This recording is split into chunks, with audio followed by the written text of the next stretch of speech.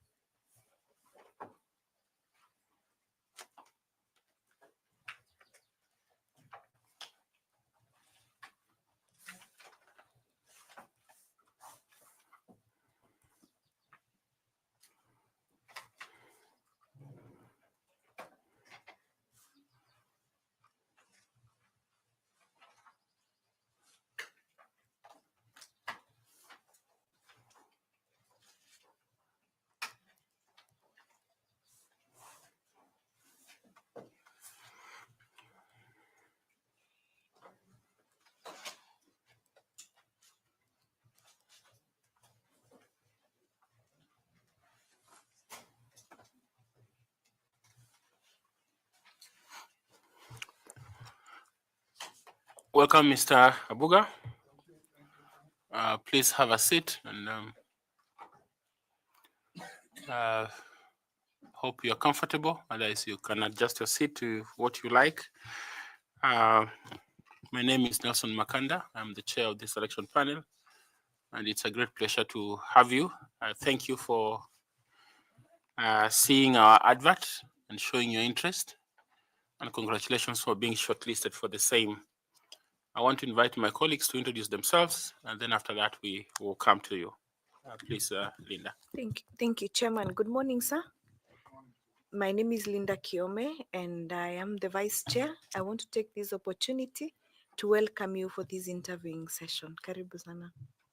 Thank you. Good morning, Bwana Abuga. Mimi naitwa Bwana Andrew Tanui, mwanachama wa chopo hili la uteuzi, na karibu. Asante sana. Good morning, Mr. Abuga. Caroline Kituko, a member of this panel. Welcome. Good morning, Kennedy. My name is Adam Solo. I'm a member of this selection panel. Thank you, Professor. Good morning, sir. My name is Nicodemus Bore, na karibu sana. Good morning, Mr. Abuga. My name is Fatuma Ali Saman, a member of the panel. Welcome. Thank you very much. Good morning, Wakili, and it is really nice to see you again. And karibu sana. My name is Koki Muli Grinyo, and I'm a member of the panel. Asante, Madam Koki. Good morning, Wakili. My name is Evans Misati. I am a member of this election panel, and we welcome you to this interaction session. Thank you very much, Mr. Misati. We will now come to you, Mr. Abuga, and briefly introduce yourself. Highlight those things in your profile that you think are significant for us to know, and the public out there is watching. They would like to know who is this Mr. Abuga. So do a good job of introducing yourself and why you think that you qualify for this role that you have applied for. Mention if you have any awards or honors, and if you belong to any professional group or society. Please proceed. Thank you. Thank you, Chair and members. My name is Kennedy Kaunda Abuga. I graduated with the degree in law from the University of Nairobi in 1989, and I also obtained a diploma of law from the Kenya School of Law. I was then employed as an advocate in private practice, the firm of Salim Danji and Company Advocates, where I practiced law between 91 and 2004, when I joined the Central Bank, the Cooperative Bank of Kenya, as a legal officer. I worked at the Cooperative Bank of Kenya for 4 years before joining the Central Bank of Kenya in 2005, where I am to date. While at the Cooperative Bank, I managed to study, and in addition to my degree in law, managed to obtain a degree in financial services from the University of Manchester Institute of Science and Technology. I also obtained diplomas in mortgage lending and in banking from the same institute. And the idea was really that as I was working for the bank, financial services, I needed to understand more about what financial services are, deepen my knowledge so that I'm able to add more value to the bank in addition to being a lawyer. So I joined the Central Bank of Kenya 2005 as a senior legal manager, and then deputy director legal services. And in 2008, I became the director in charge of legal services, in charge of communications, in charge of security. And those are duties I've undertaken from then to date. In addition, I've been the board secretary from 2008, overseeing activities of the board, being the link between the board and management, work I'm doing to date. I've also served as a trustee of our pension fund. I'm the longest serving Bank Kuu Pension Fund, which is one of the best funds and role models in the country. Neighboring countries are always referred to that fund by the Retirement Benefits Authority to learn on how to manage pension funds. This is the fund which has put up the building along Harambee Avenue called CBK Towers, in addition to having other properties around the country. So, Chair, that is briefly my background and what I'm doing at the moment. And in all these years, I've been in the boardroom, looking at governance, looking at oversight. I have served currently 5 governors from 2008 when I became a board secretary, several deputy governors, several members of the board who have been serving during their terms. And I have done a good job in that particular respect of governance and supporting the oversight systems of the central bank. So when I saw the advert about IEBC requiring commissioners and chairman, I thought, no, I think this is a place I now need to join, so that the experience I've had over all these years in terms of governance, in particular leadership, so that I can also support the IEBC, because what we saw in the year 2022 was a sign of really lack of leadership in the commission.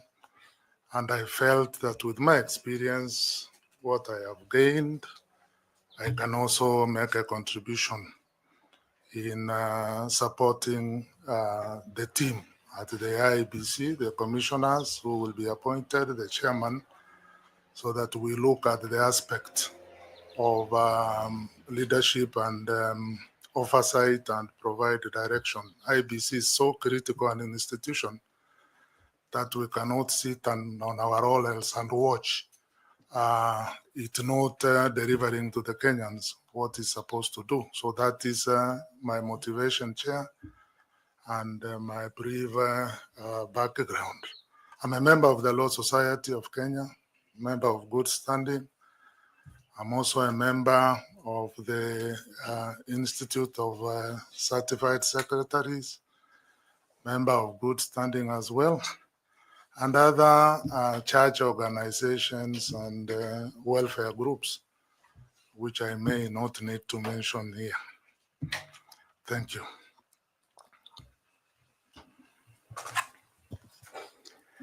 Sabuga, this is a very impressive CV.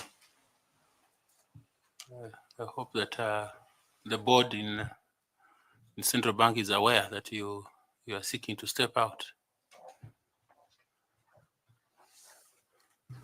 The governor is aware. The deputy governor is also aware. As we talk, sadly, we don't have a fully constituted board. The only board members now are the chairman and the PS National Treasury. For the others, their term ended in December, and I'm sure the appointing authority must be in the process of constituting the board fully. Yeah, thanks for serving the country so faithfully in the manner you have served. Our economy relies quite a lot on what happens in your institution. So thank you. Madam Linda, please. Thank you, Chairman. Mr. Abuga, in your introduction, you say that you have experience in leadership and governance. Now, besides that, which other skills and competencies do you intend to bring to the Iebc in the event that you are taken up as a member?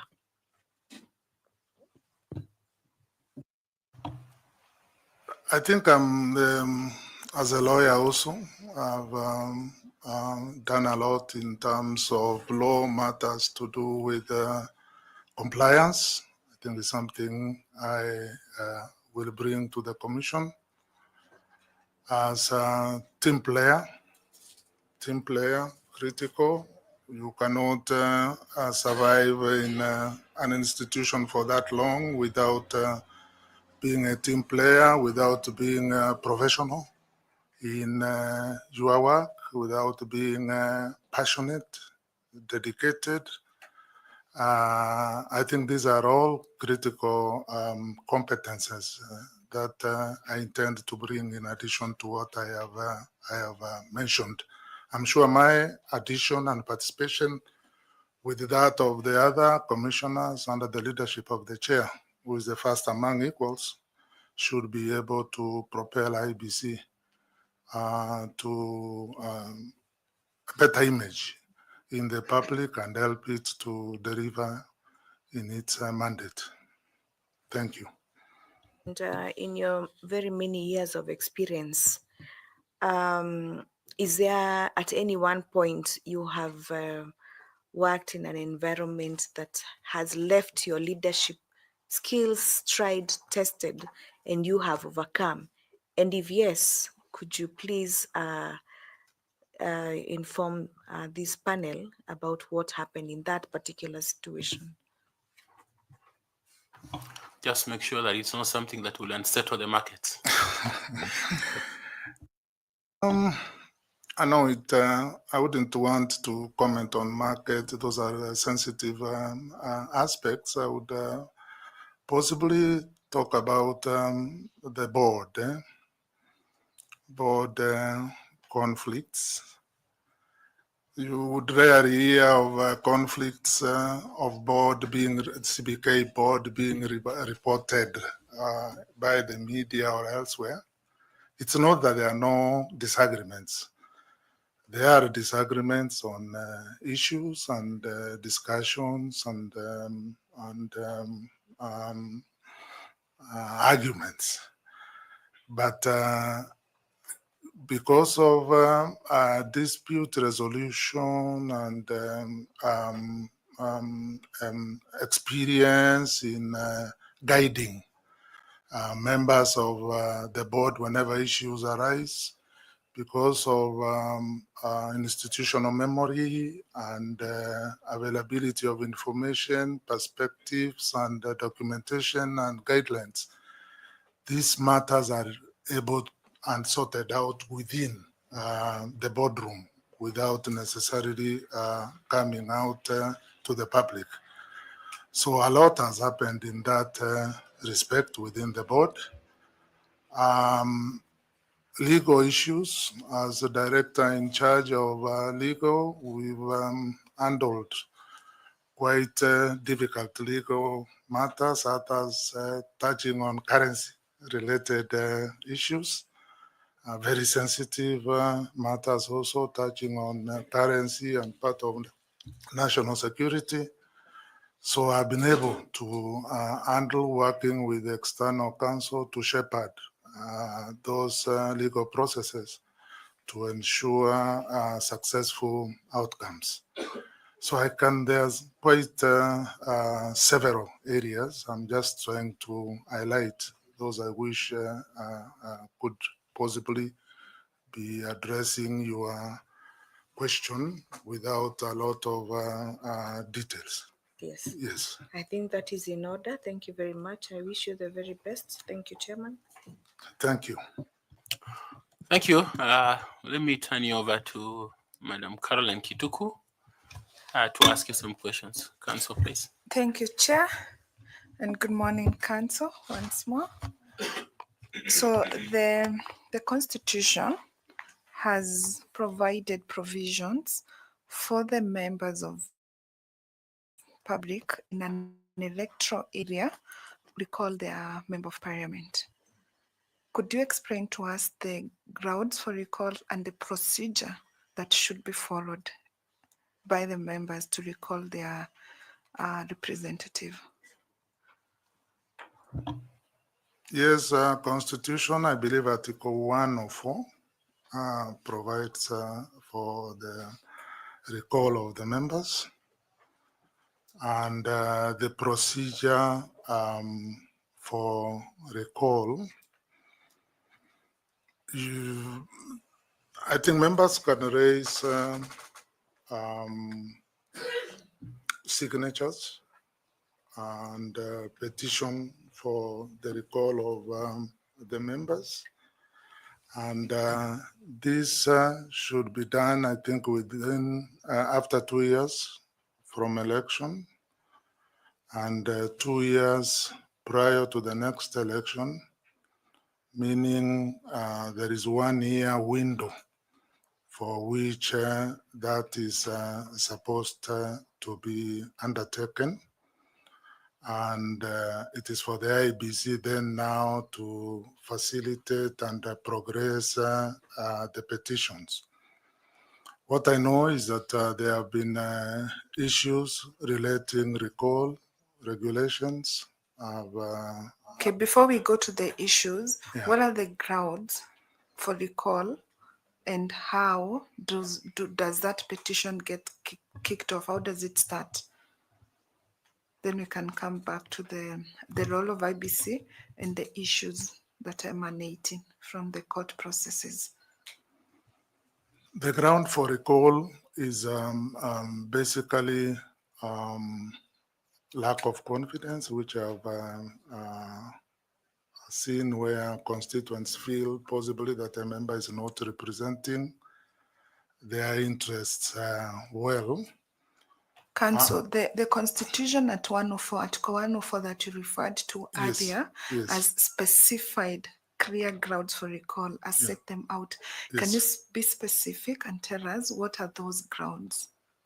I may not be very specific on them, and I wouldn't want to really generalize and waste the selection panel's time. Yeah, but I know there is that provision. All right, and then let's move on to the second part. Yes. Then what is the mandate or what is the role of the IEBC in the recall procedure or process? I think the role of IEBC is to basically undertake that process of recall. I would say process of recall. In which manner would you know? Or we move on to... Not specifically. Okay, thank you for that. Thank you. Yeah. So let's come back to, let's take another question. Yes. What, in your view, is your understanding of the mandate of the IEBC insofar as the conduct of referendum is concerned? I think the mandate of IEBC is the constitutional one to handle elections and to do the referenda once the various prerequisites have been met, and that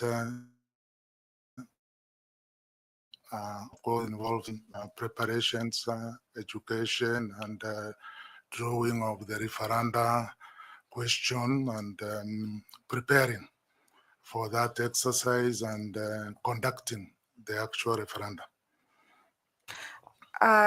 Again, the Constitution and the Elections Act is very specific on the role and the mandate of the IEBC in the referendum process. So I was looking for you to take us through some of the things, or what is it that the IEBC must do adequately and sufficiently in law for it to realize its mandate to conduct a referendum. I think the IEBC has to handle the preparation, civic education, and drawing of the referenda questions, and preparing. It's like a sort of another mini election.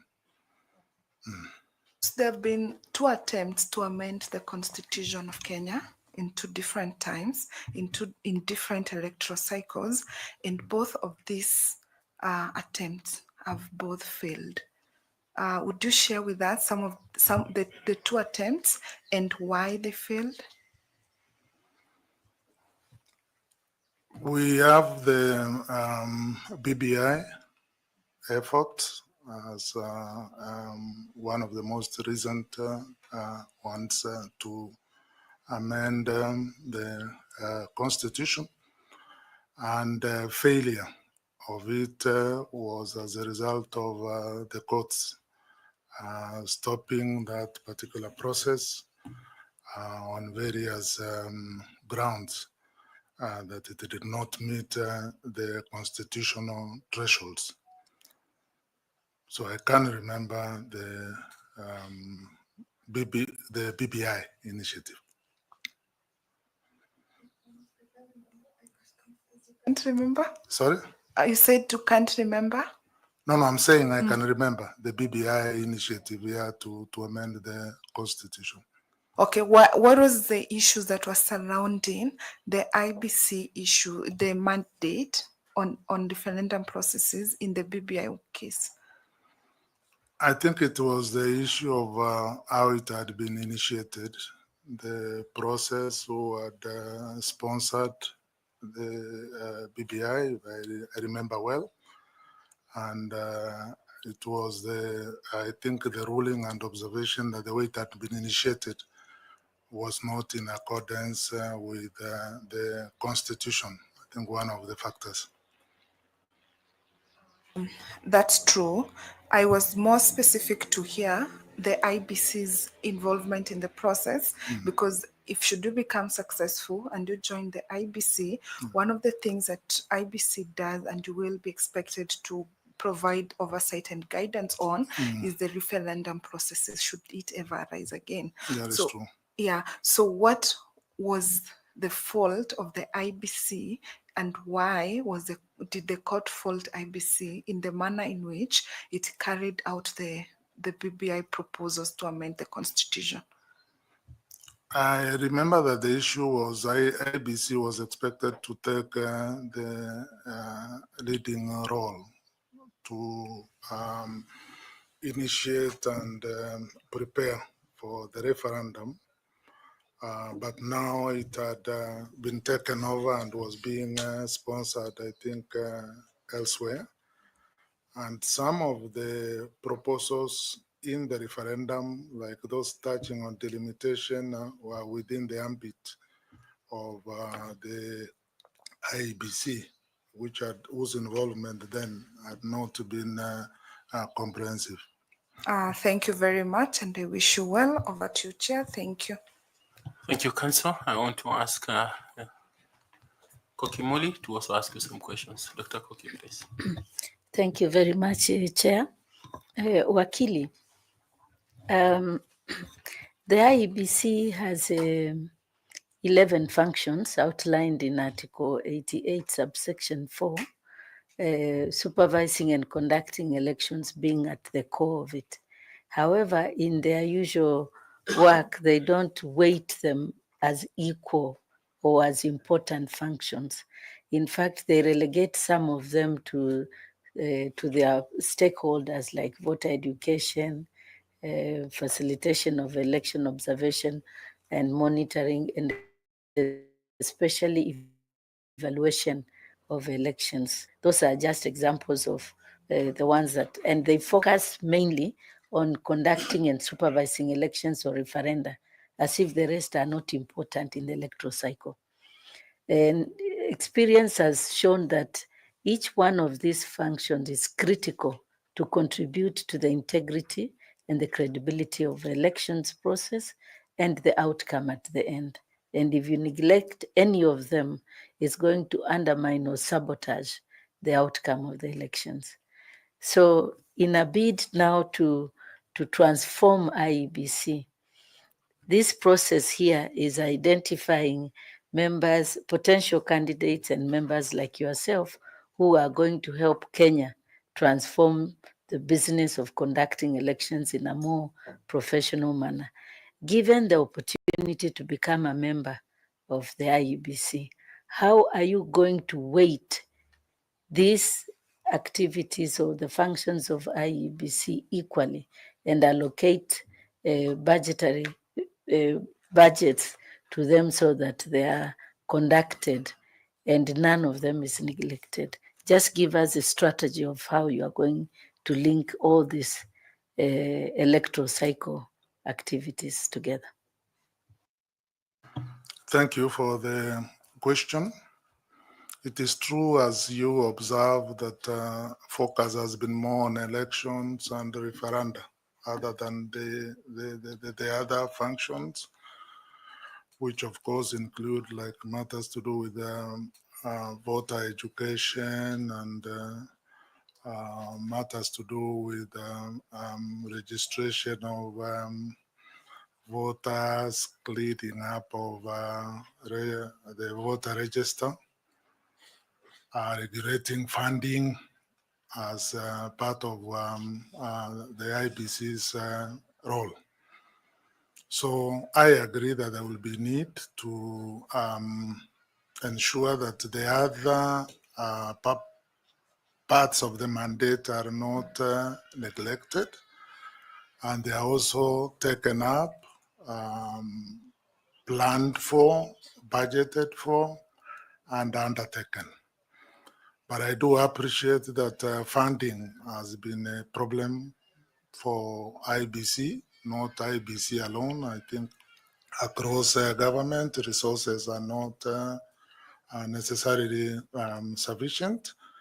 So you get that funding tends to be allocated during the year of the election, alone instead of the entire election cycle, because some of those activities start from the very beginning and should therefore be budgeted for. So I will, with my other commissioners, as much as possible, endeavor to also prioritize them and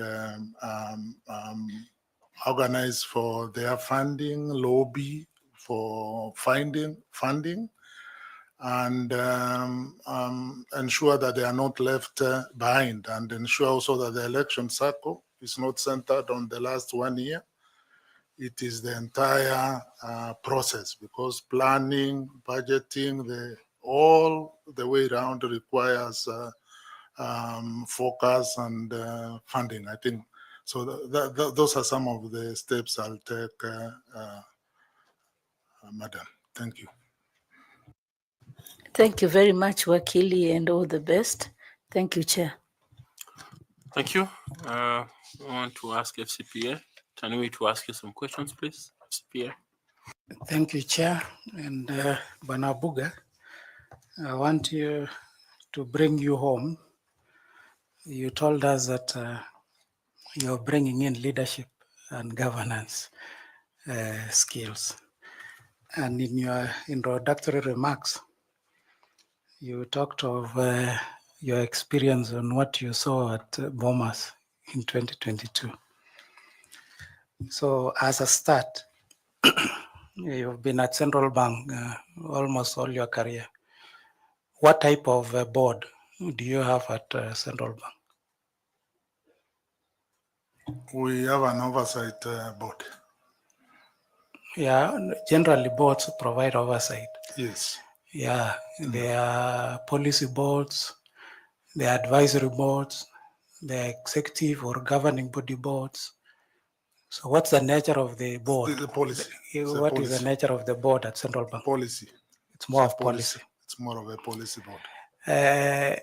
If you look at the role of commissioners at Iebc, what is the nature of role that they play? Their role is policy as well as per their mandate and oversight, but they are full-time.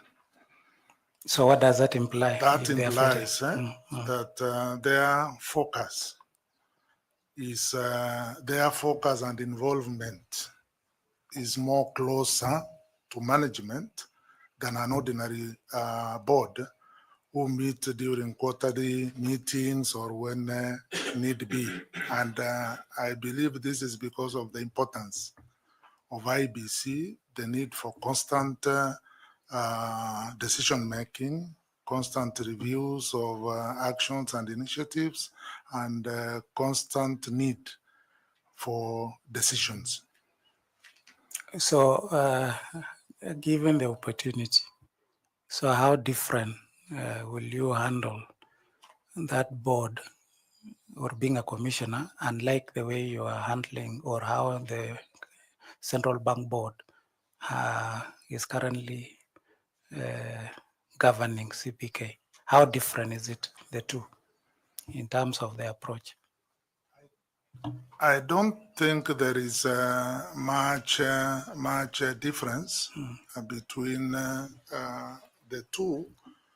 The only thing I would say is that involvement and engagement in commission affairs is critical for the commissioners, given the specific mandate of the commission. But then, of course, knowing that their role, the dividing line between their role and the management should be the one of noses in, fingers out, meaning that they restrict itself to policies and follow-ups, constant follow-ups, and implementation matrices, keeping a close eye without necessarily finding its way into the arena of management. What did you observe in 2022, based on your opening remark at Bomas? I think it is a dysfunctional board, where the board is split. Part of the commission is here talking of something else. Another one is elsewhere, sending a different signal, giving a different message, meaning that the board was not working together. The communication was not aligned. The purpose of the board was, there was no transparency among even commissioners. That is what I think we So saw. what will you do if given an opportunity at IEBC? I think what I will do is, as I'm join with the other commissioners, there are things we need to do as a board. I believe IBC has a board commission charter or code of conduct for commissioners. We will need to have that reviewed and strengthened. If they don't have a commissioner's charter, that will need to be put in place immediately, so that commissioners now learn more to work as a team, learn how to address their disputes and differences within the commission, learn the communication channels, learn the various protocols, and engage as commissioners with one voice. That is something I'll give priority. This will, of course, require bonding. It will require retreats as much as far as possible. And it will also require something I've seen very effective at the central bank called Blue Sky. Blue Sky is where, when there is an issue within the board, controversial issue, for instance, directors meet informally to discuss that particular issue, engage freely, and develop consensus. I think that is something I would strongly work on with my fellow commissioners to ensure that we are as a team, and where there are differences are normal, differences in opinions, we discuss them, engage them, and go out as a united front. I think if that had happened, the bombers issues and what happened, I think would not have been there. Lastly, you mentioned that noses in, fingers out. That's what you said. Now, appreciating the role of IBC in the election process, specifically the roles that have been given under Article 88. How can the Commission avoid having their fingers in, given that it is the role of the Commission to undertake those responsibilities listed in Article 88? I think it's the role of the Commission, yes, to undertake them, but through management. And IBC has structures. I've read their reports, the annual reports, 21, 22, 22, 23 on the activities that they have been undertaking. So you have a sense of a very strong technical support team within IBC who are able to do that, to do their work and do it professionally. And of course, we have the various board committees to oversee specific issues within the mandate, legal, ICT, HR, and all that, which then report to the plenary. So for the board, really for the commissioners, it is to oversight the plans, the initiatives, the projects, the processes, and ensure that they are fulfilling the mandate of the IEBC, they are adding value, and that they are cost effective. And to ask questions, interrogate, require reports, require feedback. I think the Commission can do that without necessity of putting in its fingers. Now, I've heard you use the word management severally in your explanation. Is management the same as secretariat? In the context of, I think, IEBC, management is really the secretariat. I'm addressing the CEO, senior management team, and of course, below them, they are the staff. So management, I'm talking of the secretariat. Is management the same as secretariat? When you say secretariat, you told us you're the secretary to the board of Central Bank, isn't it? So your team, in the context of a governing board of Central Bank, yes, are you management or you are secretariat to the board and your team? No, we are management, the governor. No, leave alone. Looking at you, your function, because you're the secretary to the board and your team. So are you management to the board or you're secretary to the board? I am secretary to the board. And your team together with you as a head yes, of the the secretariat. You are secretariat. Yes, that is correct. So is that the same as management, the way you have the Central Bank? No. It is But in the context of IBC, you are saying that the secretariat is the same as management. Is that correct? Secretariat, I meant now the CEO and who is the secretary, of course, to the commission, and management to encompass the CEO and the senior directors, who also appear before even the board committees to make presentations and to answer questions. I wish you well. Thank you, Chair. Thank you. Thank you. Thank you very much. I want to ask Evans Misati to ask you some questions. Evans, please.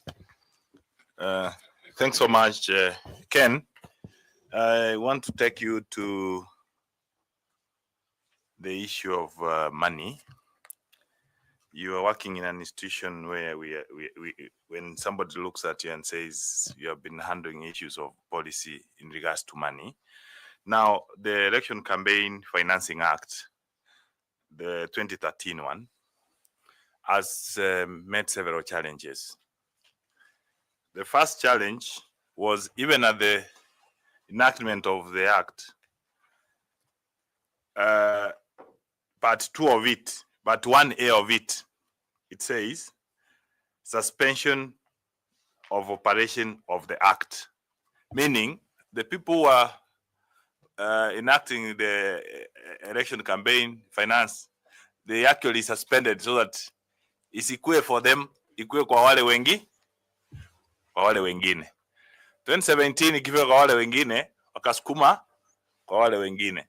So now, from where you sit, are you seeing the possibility of the Campaign Financing Act being operationalized in Kenya, given that it has met several challenges? And I can tell you part of the challenges was the requirements that candidates open even accounts, which accounts were to be operated by committees and such like. So please, let's discuss that aspect of the challenges of the Campaign Finance Act. I think it's true, as you have pointed out, that that act legislation has encountered a lot of challenges, especially in Parliament. And if I'm not wrong, the regulations to implement the act have yet to be passed. Another hindrance to it being enacted and implemented. So the challenge is there. but it's a constitutional requirement. It's part of what IEBC is supposed to undertake. I believe that with more lobbying of members of parliament, with more education, with more participation and engagements, I'm sure that over time, they will see the sense wherever the objections are and the importance of that law in order to have it now implemented, in order to remove the bottlenecks. So it is difficult, but I think with efforts, engagements, I think over time, IBC should be able to have now an instrument to enable them now undertake funding, undertake control and regulate issues of funding of elections. So there is hope. If you get an opportunity and you're an IPC commissioner, what are some of the things you think IPC can do as a commission to regulate that aspect of campaign financing, particularly from the candidates and the challenges therein? From where you sit, you have been a regulator and policy on issues of money. So knowing our people in Kenya, what challenges do you foresee? You see, they usually say campaign money has no receipt. Pesa ya siasa haina receipt. Those are some of the challenges. So please explain how you can do it. I think it is difficult, as you say, matters to do with money are sensitive, but do a scientific, I think, study, scientific based on data in terms of funding to demonstrate what possibly a party or a candidate requires, so that I am well informed in engaging the various players, so that I don't engage them with figures from the air. I have something to demonstrate and say, look, we have done a study. This is the science. This is the amount we think could be. We need hygiene in our politics and campaigns, and we need to keep ethics in all this being the essence, I think, behind the funding act. So it is, I agree, will be a challenge, but with those preparations and engagement and data, I think we as a commission should make a good effort to convince the various stakeholders, especially politicians, to allow passage of the implementation instruments. Thanks so much, Ken, and I wish you all the best. Thank you. Thank you very much. I want to invite Ms. Fatuma Saman to ask you some questions. Fatuma, please. Thank you. Thank you, Chairman.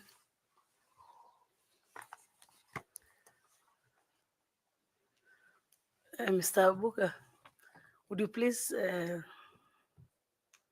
tell us who the key players, both state and non-state players, are in the electoral process, and tell us why it is important to engage them. We know well that these are the players who shape the public confidence in the electoral process. So who are these players, and why is it important that we engage them in IEBC, for instance? I think there are several key players. I could mention some. Judiciary, a very key player in matters relating to IBC, because the end product of IBC is tested by the judiciary. So they are a very critical player in my view. Parliament, another very critical player, given the passage of laws and the legal frameworks, which are critical for IEBC to do its work. Office of the Registrar of Political Parties, another very important player, extremely critical. Then we have the media. Media, very, very important player as well. And for the media, of course, they disseminate information, they communicate to the public. So it is important that we work closely with them as IBC in terms of timely release of information, correctness of information, so that the public is well informed of the activities of IBC. Parliament, engaging them, critical. We've talked short about the funding issue, which requires support of Parliament. So you cannot get that law passed or implemented without their support. So we need to also engage them, sit with them, lobby them, answer their questions, and seek for their support. We, Office of the Registrar Public, the Registrar Political Parties, I said, is also very important. Working closely with IEBC, matters to do with parties and nominations, etc. I have also government, national treasury in terms of funding, extremely critical as well, and the respective parliamentary committees relating to matters for finance to explain IBC budgets, give clarifications, and demonstrate the importance of getting funding through the entire cycle and not necessarily the last year of elections, and the importance and need for that. And I think those are some of the key ones. I think even the police themselves, another key stakeholder, you need them to provide security for IBC assets, IBC personnel. So we work with them as well very, very, very closely. I think those are some of the main key ones. There are several others, of course. NGOs are also pretty important. Observer missions, which are there. Some of the funding organizations, also need to be engaged. They are key to know what is happening, so they are able to sponsor some of the outreach programs and other programs of IBC. So they are all critical.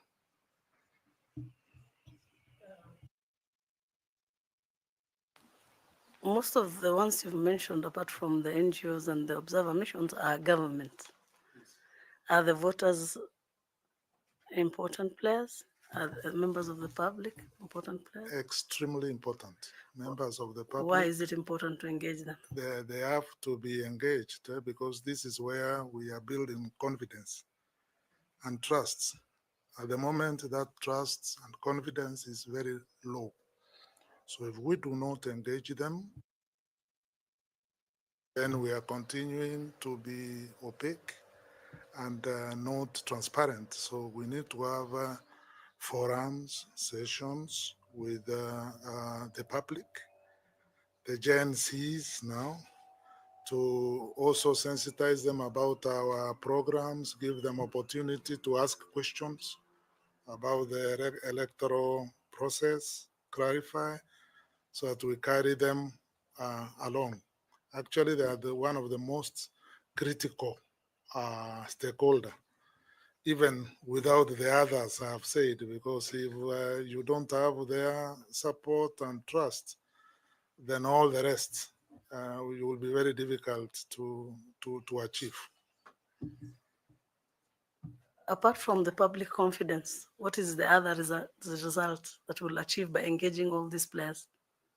Yeah, I mean, when IBC, what is it that the IBC would achieve by engaging all these players apart from public confidence? What else would they achieve? I think you'll achieve by having their support, the public support in your programs. It will also legitimize the elections, isn't it? Of course, at the end of the day, the trust and confidence and support, they own up the process. So when results are announced, being an outcome of a process they have been involved in all through, then everybody will be comfortable. Room for noise, disputes will be a bit less. Thank you very much, and I wish you well. Back to Thank you. Chair. Thank you. Thank you. Mr. Bore, please ask the candidate some questions. Kennedy, from your CV, you've noted that you've worked almost for 5 central bank governors. And I'm sure you have seen the different levels and leadership styles of the 5 different governors. Without naming any, what would you say was the best time you served as a central bank, as a council, without putting in names or the years? I think the best time is when we have governors or others who have been micromanagers. Who could possibly want to know everything you are doing, you are drafting, you are see everything, you know. It has its positives, but I think it is a challenge to work. So when you work with a governor who gives you freedom to work, consult, when you have an issue, seek clarification, I think that freedom gives you a sense of responsibility. I think a sense of dedication and a sense to ensure that now that I have the freedom, let me ensure I do the best and without leaving any gaps. So I would think that governor who gives you that freedom, I think is normally good, not for central bank alone. I think across all institutions, when you empower staff to work and make decisions within their limits, give room for engagement, for consultations, guidance, I think staff get motivated and deliver more. The output is higher than when you micromanage. Because when you micromanage, then it means people don't work. They are waiting for your nod. They are waiting for your green light. If it's a letter, they want you to go through it and endorse it before they even sign. So if that happens across an institution, there will be a gridlock, which affects efficiency. Now, central bank plays a very major role in the financial sector in Kenya, and in most of the time we'll expect a lot of news coming from central bank, either positive or negative. And if you look keenly on the news, you don't really see central bank coming out except during the time of Grand Regency. And that time you are also the council of central bank. Is it possible to give us the highlights of the central bank versus the Grand Regency? The Grand Regency was a security held by the Central Bank of Kenya to cover various facilities that had been illegally advanced to Kamlesh Patni. So in 2008, the central bank sold the hotel, now Laiko, to Libyan investors. And after the sale, there was an uproar. There were a lot of questions being asked in Parliament. For instance, the committee wanted to know the details of the sale and what surrounded it, etc. And I remember appearing in the parliamentary committee with the then governor Njuguna Ndung'u, and we did give explanations to the committee on how the sale was handled.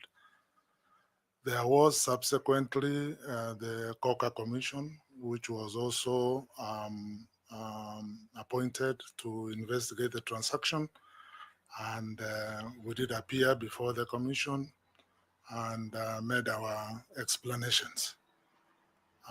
The proceeds of the sale were used, I remember, by the president then, Mwai Kibaki, directed that they be used to start the LAPSET project in Lamu.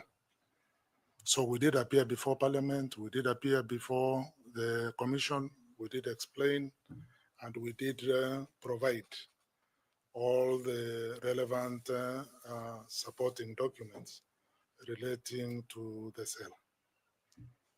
So my last question would be, given the hindsight, will you have, and Professor Ndongo have done it differently in terms of giving out information to the public?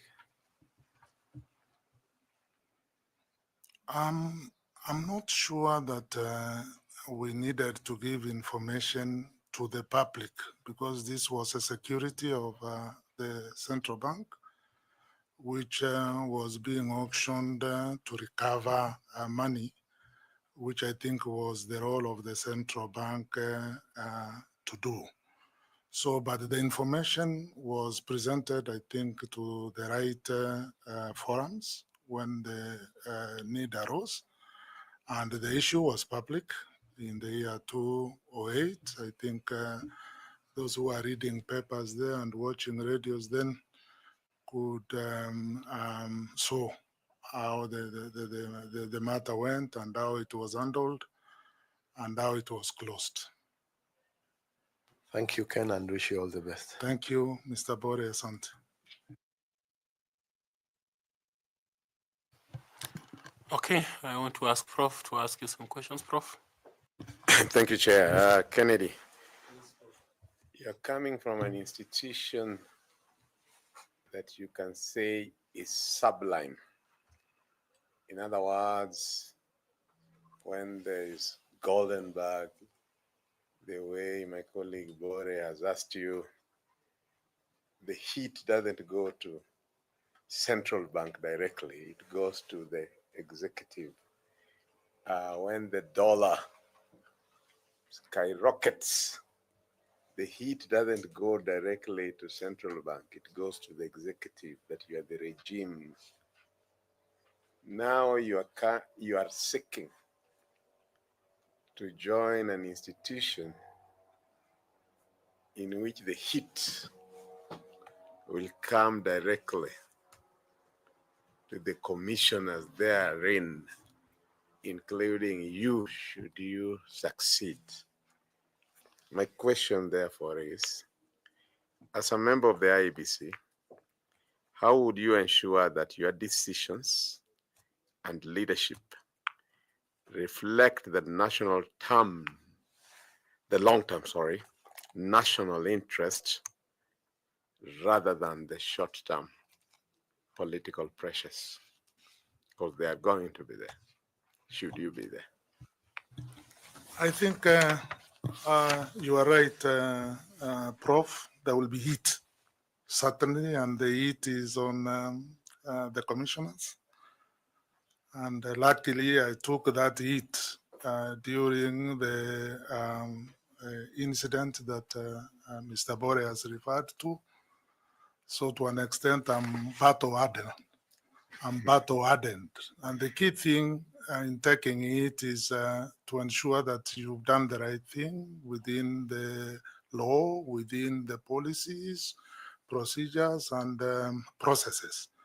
But I appreciate that this type of it now could be a bit different given the various interests, the various pressures that will be there on myself and my fellow commissioners.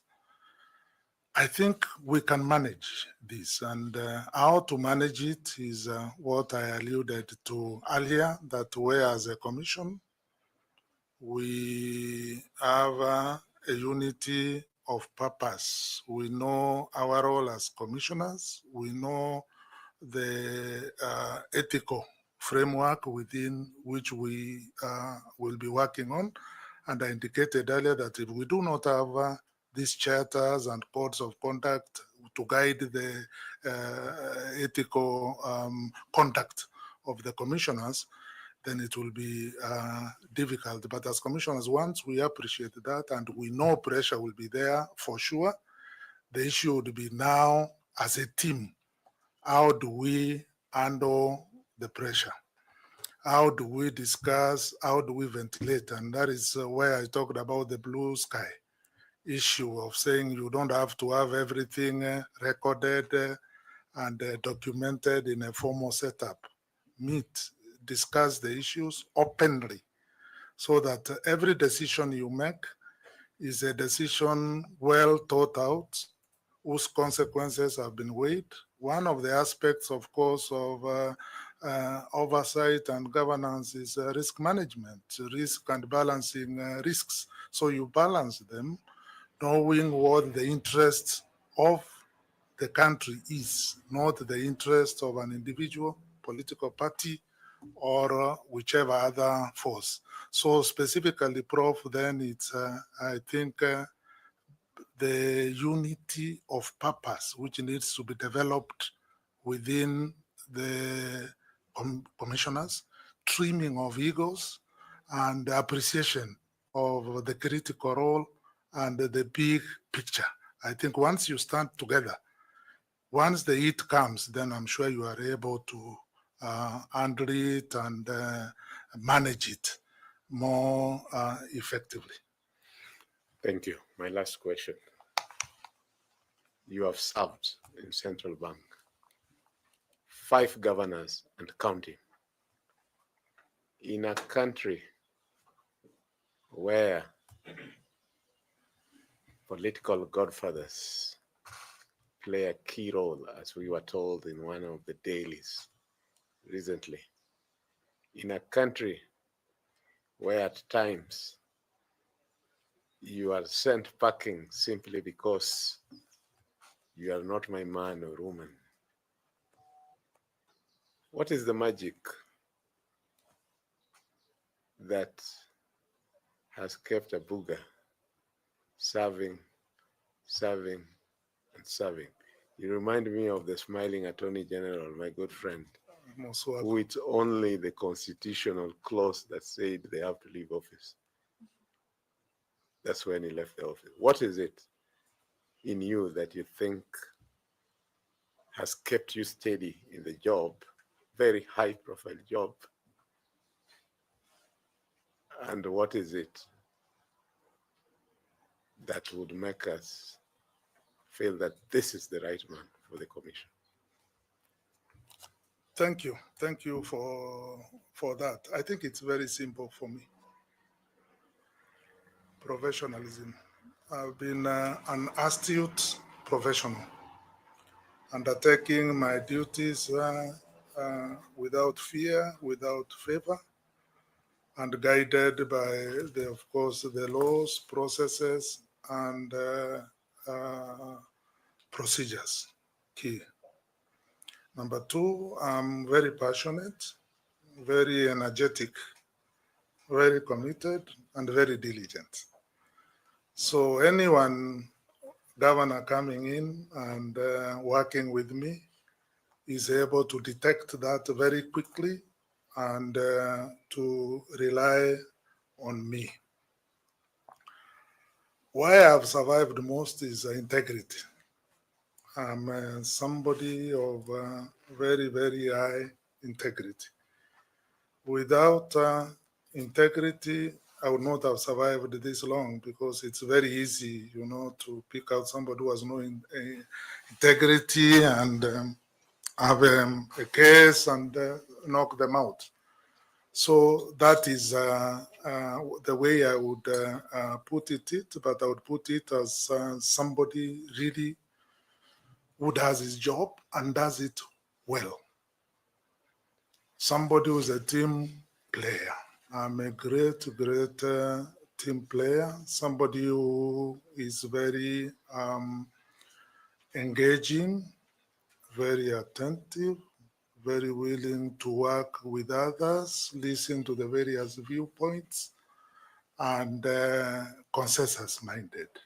So these are some of the attributes, Prof, why I've survived and why I will continue surviving. I think even at the commission, I intend to bring them over there, work with my fellow commissioners, support the chairman who will be coming, and ensure that we also do well there the way I've been doing where I've been. But I know it's not a single one-man effort.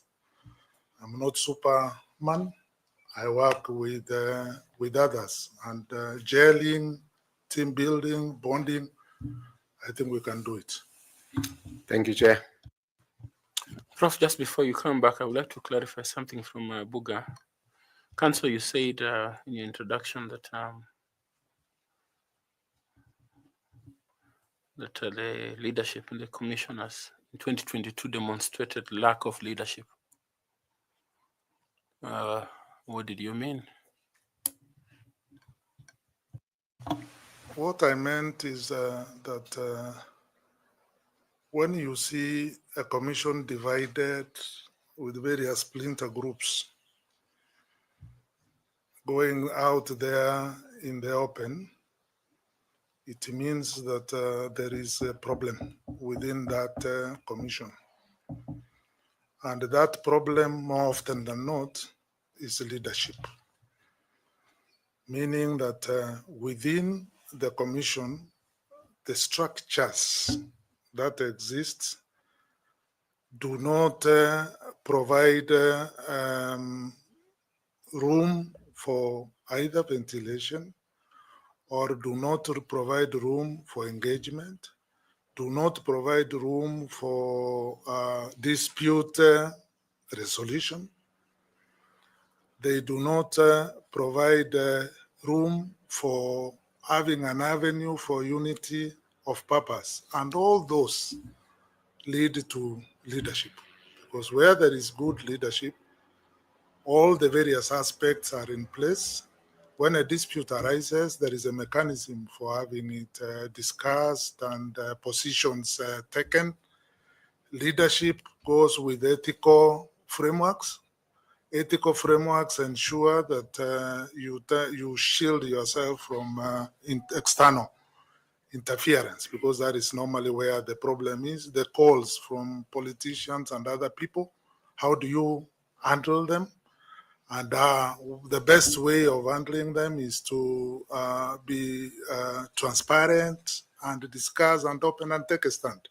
That is what I meant, Chair, that if that had been in place and implemented, perhaps we may not have seen the pandemonium we saw.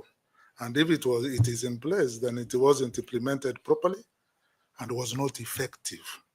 And that is what I think I need to change when I join the commission, so that the next elections 2027 will be so smooth and so credible that Iebc for the first time will get accolades instead of having arrows thrown at the commission.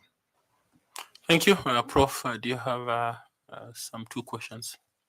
Yeah. We've called you nearly all your names and shortened them: Kennedy, Ken, Abuga. We had not used Kaunda. Were you by any chance named after that white handkerchief that kept on dabbing the tears a former president? Is there any correlation? I think there is. There is a correlation. I was named after both Kaunda and Kennedy of the US, John Kennedy. So my dad combined Kennedy with a D-Y at the end and Kaunda. Otherwise, Kaunda as Kenneth, Yes. TH at the end. So that we might have a president in waiting. Yeah. You never know, bro. Given that naming, can you name any 3 countries in Africa that are set to go to the polls, either general, national, or legislative elections this year, 2025? I think Tanzania. It's already hotting up there. Burundi as well. There should be something coming up this year. And I think Seychelles should be another country. Thank you. Let me take you to a more comfortable zone for you. Name 2 African countries leading in mobile money innovation and adoption. M-Pesa. That's M-Pesa, Kenya. We also have Ghana. Ghana is doing very well in fast payment systems. Tanzania, our neighbor, is also making very good effort. Thank you. You have gone beyond 2. I told you that was a comfortable zone. Yeah. Thank you for that. Thank you, Chair. Thank you very much, Kennedy Kaunda Abuga. We have learned from you the humility and the capacity to manage a difficult space like where you operate. I don't know whether you have any comment or question today for us. In a minute, please. I think the comment I would make possibly is I've noted some disparaging remarks against this panel being made out there. And I believe that is very unfortunate because this is a panel created under the law and executing its mandate. And I observe with gladness that the panel has continued to discharge its duties without distraction. And I'm happy about that. Thank you. Thank you. The panel is seized of the difficult environment within which it's operating, and we are conscious of our target and our goal for which we want to deliver for Kenyans. And so thank you for noticing that and being part of this process. Blessings to you. There's a beautiful lady at the door who is bearing your certificates. She will hand them back to you as you walk out. The notebook is yours and the pen, and if you so wish, water also. Thank you. Blessings to you. Thank you very much. Asante. Thank you.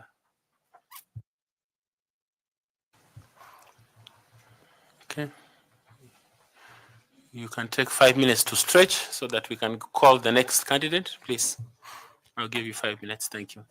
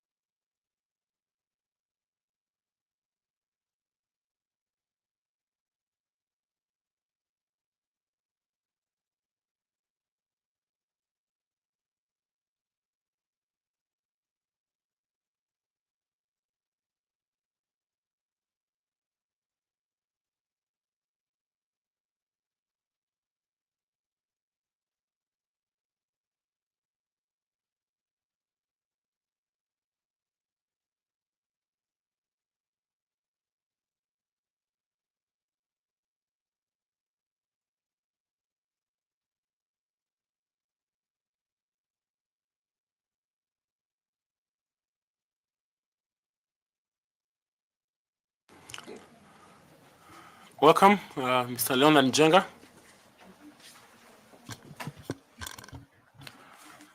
Feel free. You can adjust your seat to what you like. You have a pen and a notebook there, and some water for you to use as and when you need. My name is Nelson Makanda. I am the chair of this selection panel. Allow me to thank you for showing your interest in the position advertised and to congratulate you for being shortlisted for the same.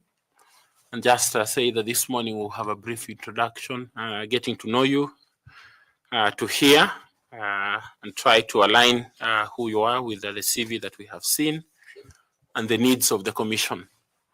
I want to ask my colleagues to introduce themselves, beginning with the Vice Chair. Good morning, sir. Morning. My name is Linda Kiome. I'm the Vice Chair.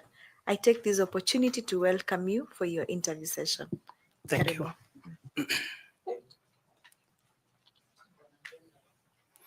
Bwana Njenga, good morning. Morning too. Naitwa Bwana Andrew Tanui, mwanachama wa jopo hili la uteuzi, na karibu. Asante. And good morning, Mr. Njenga. Morning too. Caroline Kituku, a member of the panel. Thank you. Thank you. Good morning, Leonard. Morning too. My name is Adam Solo. I'm a member of this selection panel. Thank you. Good morning, Mr. Njenga. It's good Morning. to see you. Mimi naitwa Nicodemus Bure, karibu sana. Asante. Good morning, Mr. Njenga. My name is Fatuma Ali Saman. I'm a member of this panel. Please feel welcome. Thank you. Good morning, Mr. Njenga. Na karibu sana. My name is Koki Muli Grinyo, and I am a member of this selection panel. Thank you. Good morning, Mr. Njenga. Morning. My name is Evans Misati. I'm a member of this selection panel, and we welcome you to this interaction session. Thank you. Now we come to you, Leonard. Briefly introduce yourself. Highlight those milestones within your profile that you think are significant for the role that you've applied for. Let us know if you are a member of any professional society, but also indicate if you have received any award or honors. Please, may you proceed. Thank you, Chairman. I start with thanking you and the distinguished panelists for finding this opportunity, shortlisting me that I present myself for this interview. My name is Leonard Njenga, and I'm from Kiambu County. I'm an election expert with over 20 years experience in elections management, local elections management, one regional assignment in the Southern Sudan as electoral training officer with the UN mission in Sudan, and one international assignment in elections management as an advisor with the UN mission in Nepal. I hold a Bachelor of Arts in Sociology, Economics, and Development Studies, and Master of Arts in Peace and Conflict Management from Kenyatta University. I belong to the Kenya Association of Public Administration and Managers, domiciled in Kenya School of Government. Throughout my career, which started from being a clerk in 1997, where I was capturing the actual data, cleaning the details of the voters, mobilizing young people to register, engaging the stakeholders in success of preparing the register, I was introduced to the field of elections. And up to today, in a span of over 20 years, I've been in that field. After that assignment with the ECK, that's the defunct ECK, I got an assignment with the UNDP, with the UN, who are working with the United Nations volunteers as a civic educator, and I was posted to Baringo district for the civic education for the referendum. That was back in 2005. My assignment had the component of monitoring, since the UNDP had engaged civic education providing institutions, and I was monitoring. And there was also a component of capacity building.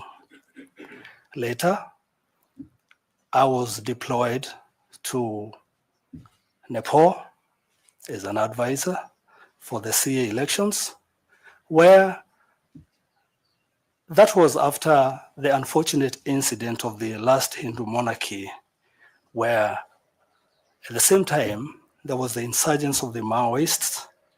And since I was with the UN volunteers, the skills that I had acquired were needed there, and I was deployed there as an advisor for the Constituent Assembly elections.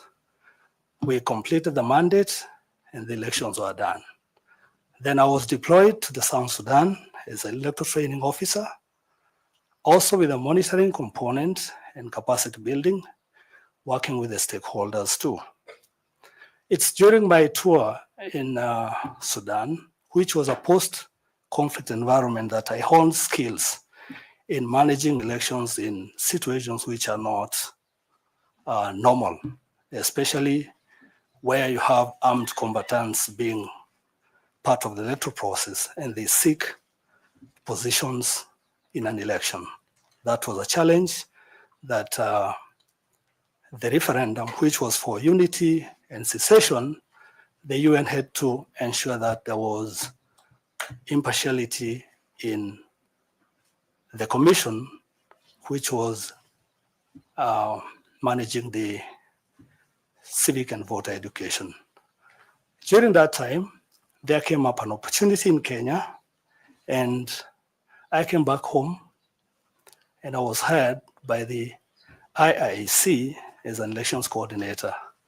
And I was posted to Ruto constituency, where I conducted successfully the 2010 referendum.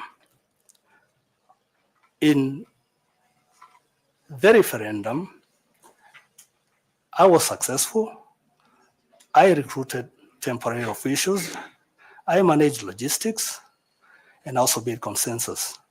And later, there was the aspect of boundary delimitation, of which I feel that there was one achievement that I made of a conflict that arose during consultation with the stakeholders on the naming of a ward, which is called Ngesha Tigoni in Remur constituency, where those were two separate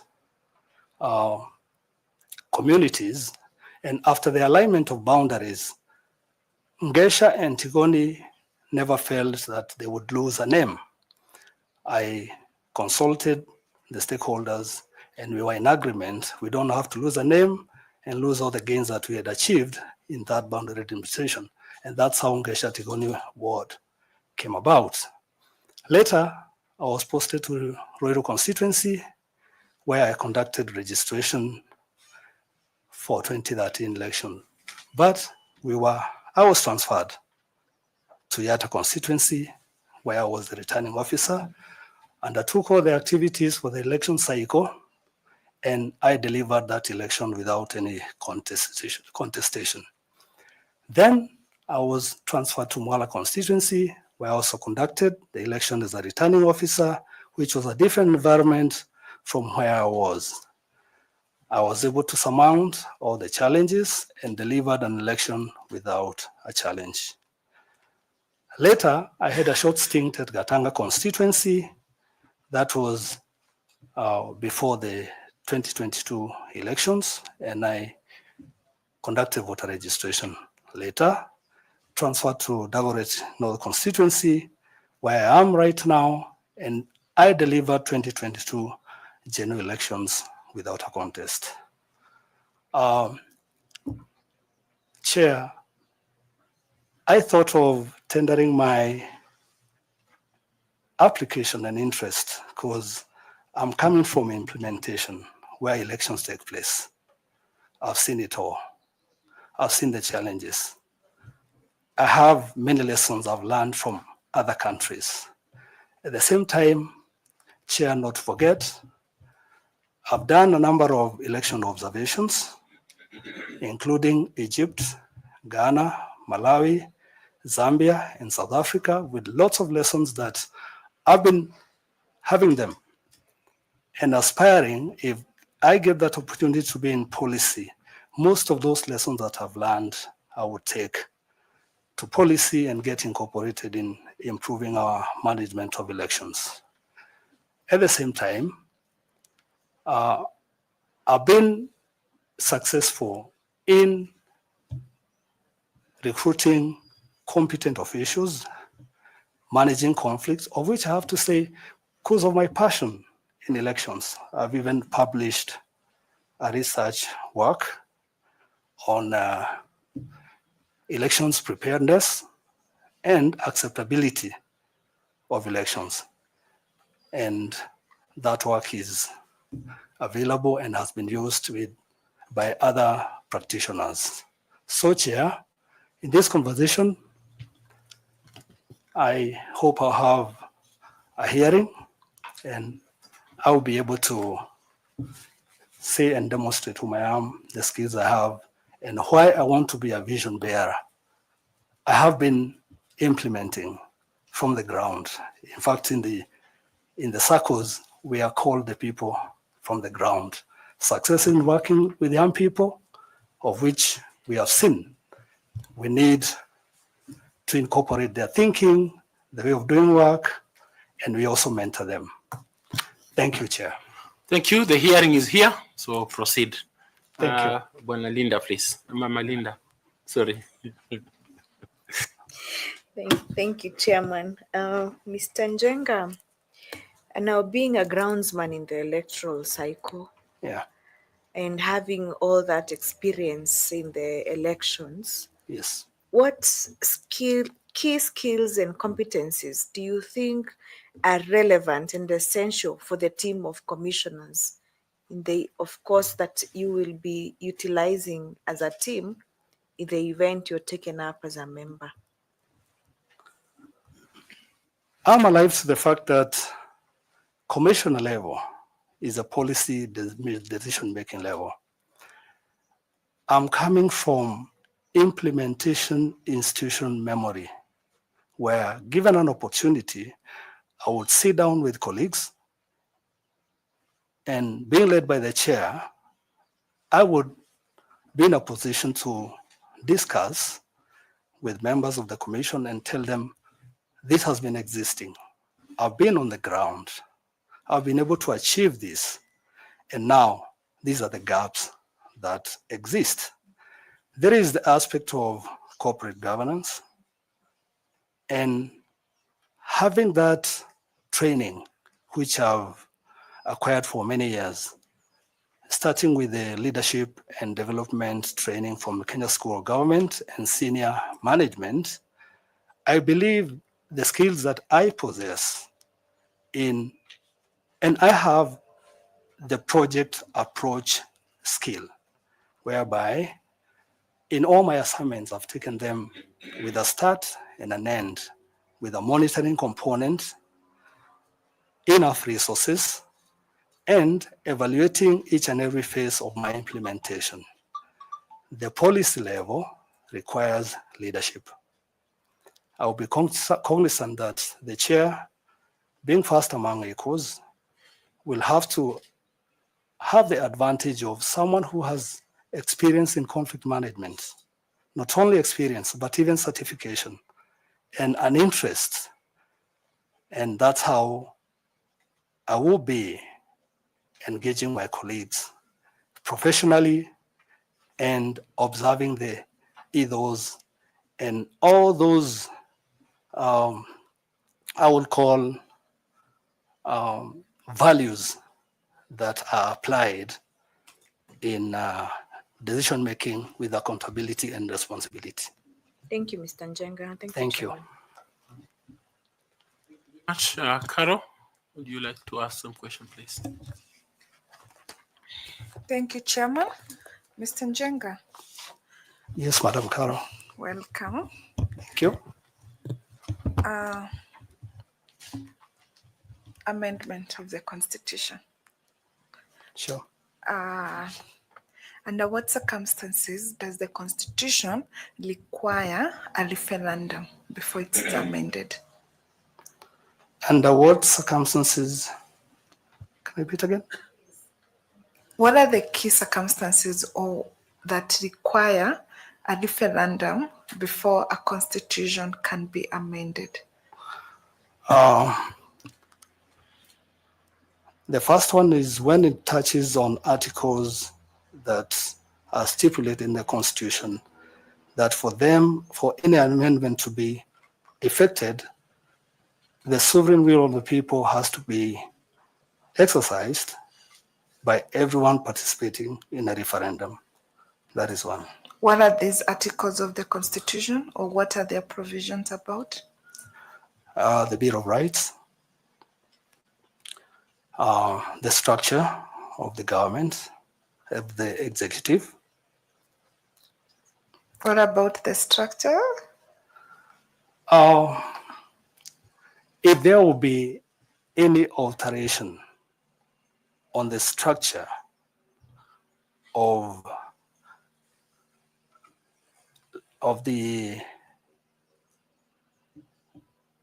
how leadership in Kenya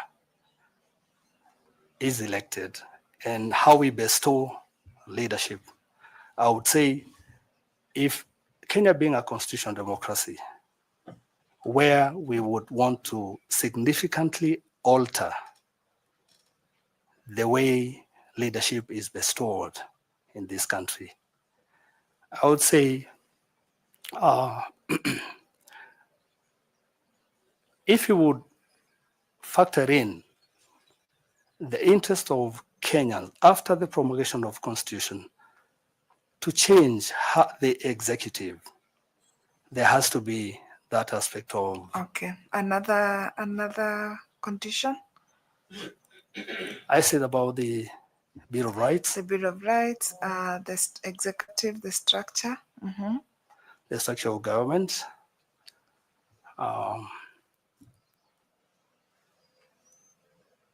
Also, the destiny of a country is enshrined in the Constitution. If it touches on human rights, I think that component. Okay, that you mentioned. Yeah. So let's come back. Yeah. You have been in IBC since 2020, Yeah. right? And since 2020, basically since the Constitution was promulgated by the people of Kenya, right? 2010, right? Yeah. In those since 2010 until recently 2021, thereabout, there were attempts to amend the Constitution. Can you please take us through these two attempts and what was the involvement of the IBC in those two attempts? Okay. The first one was the BBI, or that's the latest, the BBI. And the BBI did not meet the threshold, and it didn't go beyond Parliament. So IEBC had a role, verification of signatures, and taking the signatures to county assemblies for the county assemblies also to look at how people had participated in endorsing for. And in BBI, the IEBC did its role. He verified signatures, and it didn't go far. So there was no referendum. So the IBC was only involved to the extent of verification of signatures. That's what we are saying, right? Yeah. All right. So why did the 2 attempts fail? Now you're speaking about BBI. I have not heard you speak about the other one. Let's focus on the BBI, the one you're speaking about. So why did it fail? And what was the fault of IBC at all in that failure? As was said by the Supreme Court, the Court of Appeal, and the High Court.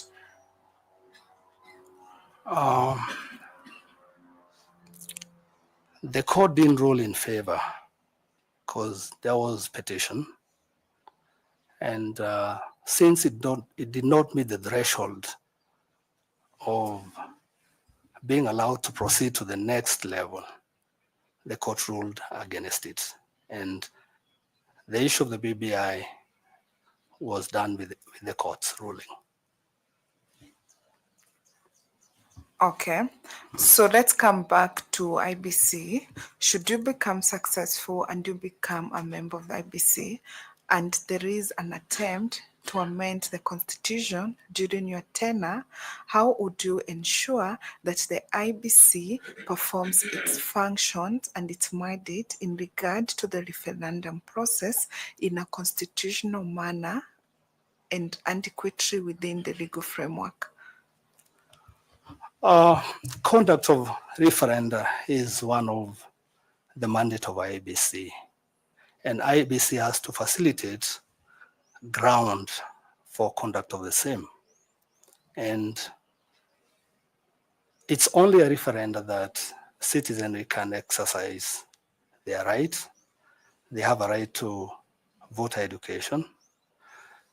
They have a right to be in the register of voters, where voter registration has to ensure that there is a voter's roll which has integrity. And IEBC has to facilitate logistics, where IEBC has to consider each and every Kenyan, whether within the boundaries of Kenya or out of the country, has exercised the right in that referendum. So IEBC would abide by the Constitution, apply applicable laws as per the Act, ensure that there is integrity in the process. And at the same time, a referendum has an aspect of patriotism, where the IEBC has to ensure even the marginalized interest groups and all those who will have that desire to alter the components or the aspect that they feel have to do with the constitution changed, considered. Okay, so what I'm hearing from you are maybe what I would term general mandate and general things that the IBC must put in place. What is the specific role of IBC, and how would you ensure that if that process is, subjected to an audit, to a legal audit, that IBC acted within its constitutional and legal mandate?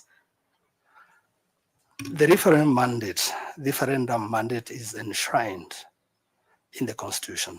Absolutely. So, in performance of that constitutional duty, what is specifically required of IBC? Okay, the IBC has to ensure that there is fairness, accountability, integrity of the process, and participation of everyone, every Kenyan in the process. So the IEBC has to apply available resources and technologies, make sure that there is no marginalization, and that ensure that the sovereign will of the people has been exercised all along the process. Okay, so those are very good general principles. I was looking for very specific ways, like how, for example, would you ensure that there is public participation, how do you ensure there is fairness in the process? Like, what are these measures? What are these specific things that must be done? Because those are general principles that would Right. guide IBC. Right. I underscore the aspect of public participation. I would say successes of IBC and trust in all the processes has to come along with public participation, which has also been brought in our ways of handling public issues. And public participation brings in aspect of ownership, destiny shaping, where IBC all the time, not only for the trust, but making sure that each and every step, either in elections or the referendum, the stakeholders are involved and their say is considered. Thank you very much, Mr. Njenga. I wish you well. Over to you, Chair. Thank you. Thank you. I now want to invite Koki Muli to ask you some questions, please. Thank you very much, Chair. Mr. Njenga, you told us you are an election expert with over 20 years of elections management. Yes. Before I ask you a question, I want to clarify a few things. Yes. You said you worked for UNMISS. Yes, in Sudan. In how long did you work there? I worked from 2008 and almost towards 210, and I left after finishing. How long? 1.5 years or 2 years. What was your role? I was an electoral training officer with the United Volunteers. Yes, what did you do? And where were you deployed? I was deployed in northern Bahal, El Ghazal in the South Sudan, specifically in Awil. Yes. And in Awil. And I remember interacting with the... No, what were you doing there? Okay, I was in capacity building and also the UN component of monitoring programs. Thank you. Thank you. You also told us you are deployed as a UNV in Baringo. Is that yes, right? In civic education UNDP. So who deployed you? UNDP does not deploy people locally. United Nations Volunteers. I mentioned UNV Kenya. I mentioned UNDP, but I was a UN volunteer.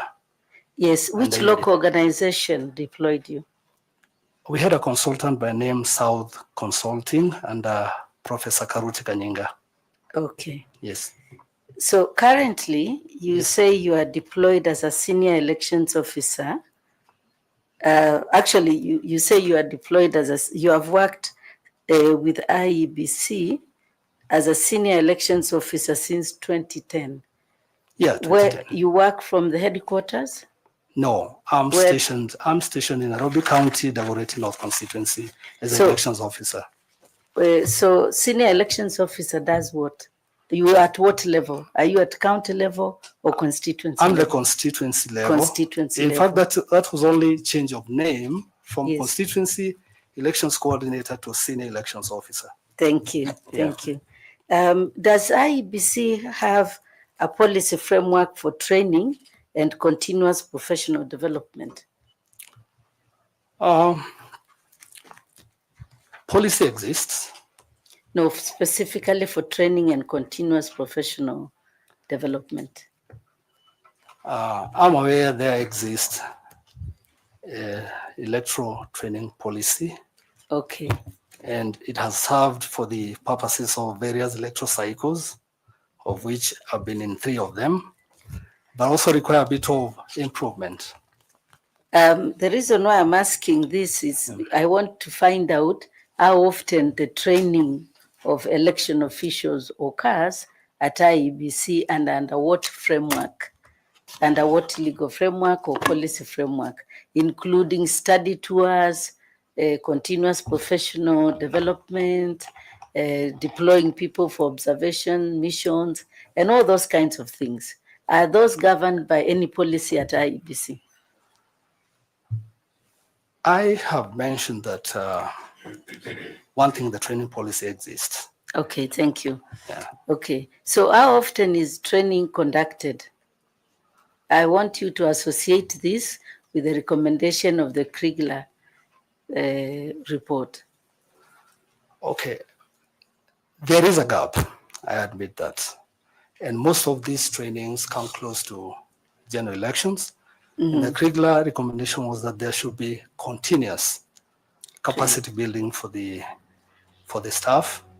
Benchmarking exists, and I would say there is a serious gap in it.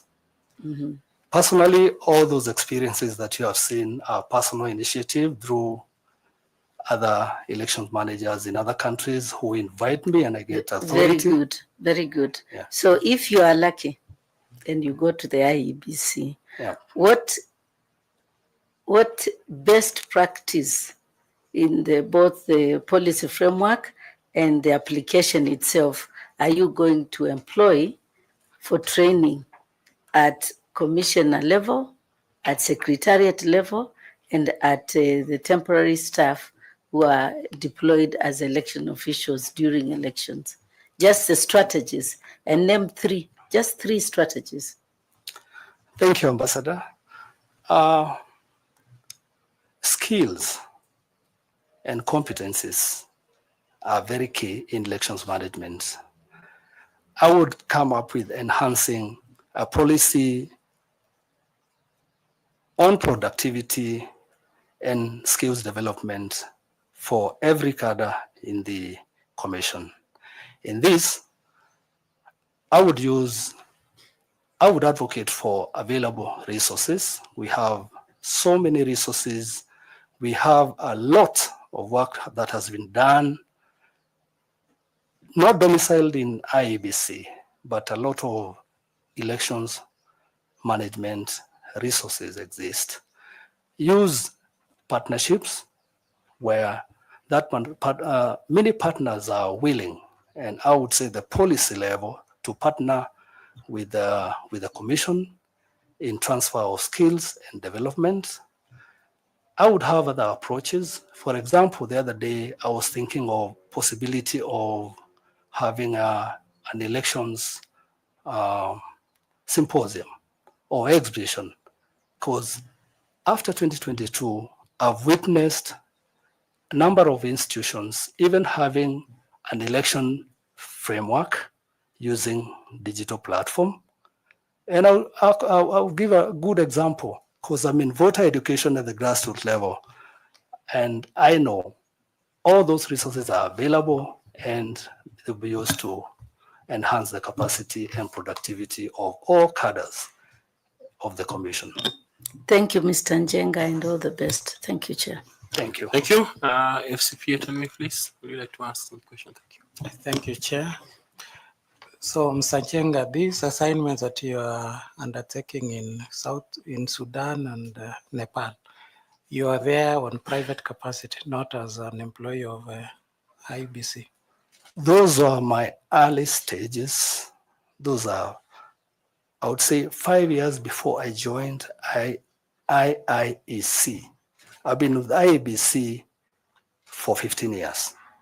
Okay. The first 5 years, I indicated I started as a clerk with the defunct ECK with responsibility of... No, just clarify that you are not an employee there. That time I was not an employee of IEBC. I joined IEBC in 2010. For the two assignments, those are after graduating, I became a volunteer. And that's how I got that's into okay. it. Yeah. I wanted to confirm that. Yes. Now, IBC operates in a fast-changing legal and political environment. There are a lot of changes that keep on, even as late as the eve to the election. There are always changes to the election laws.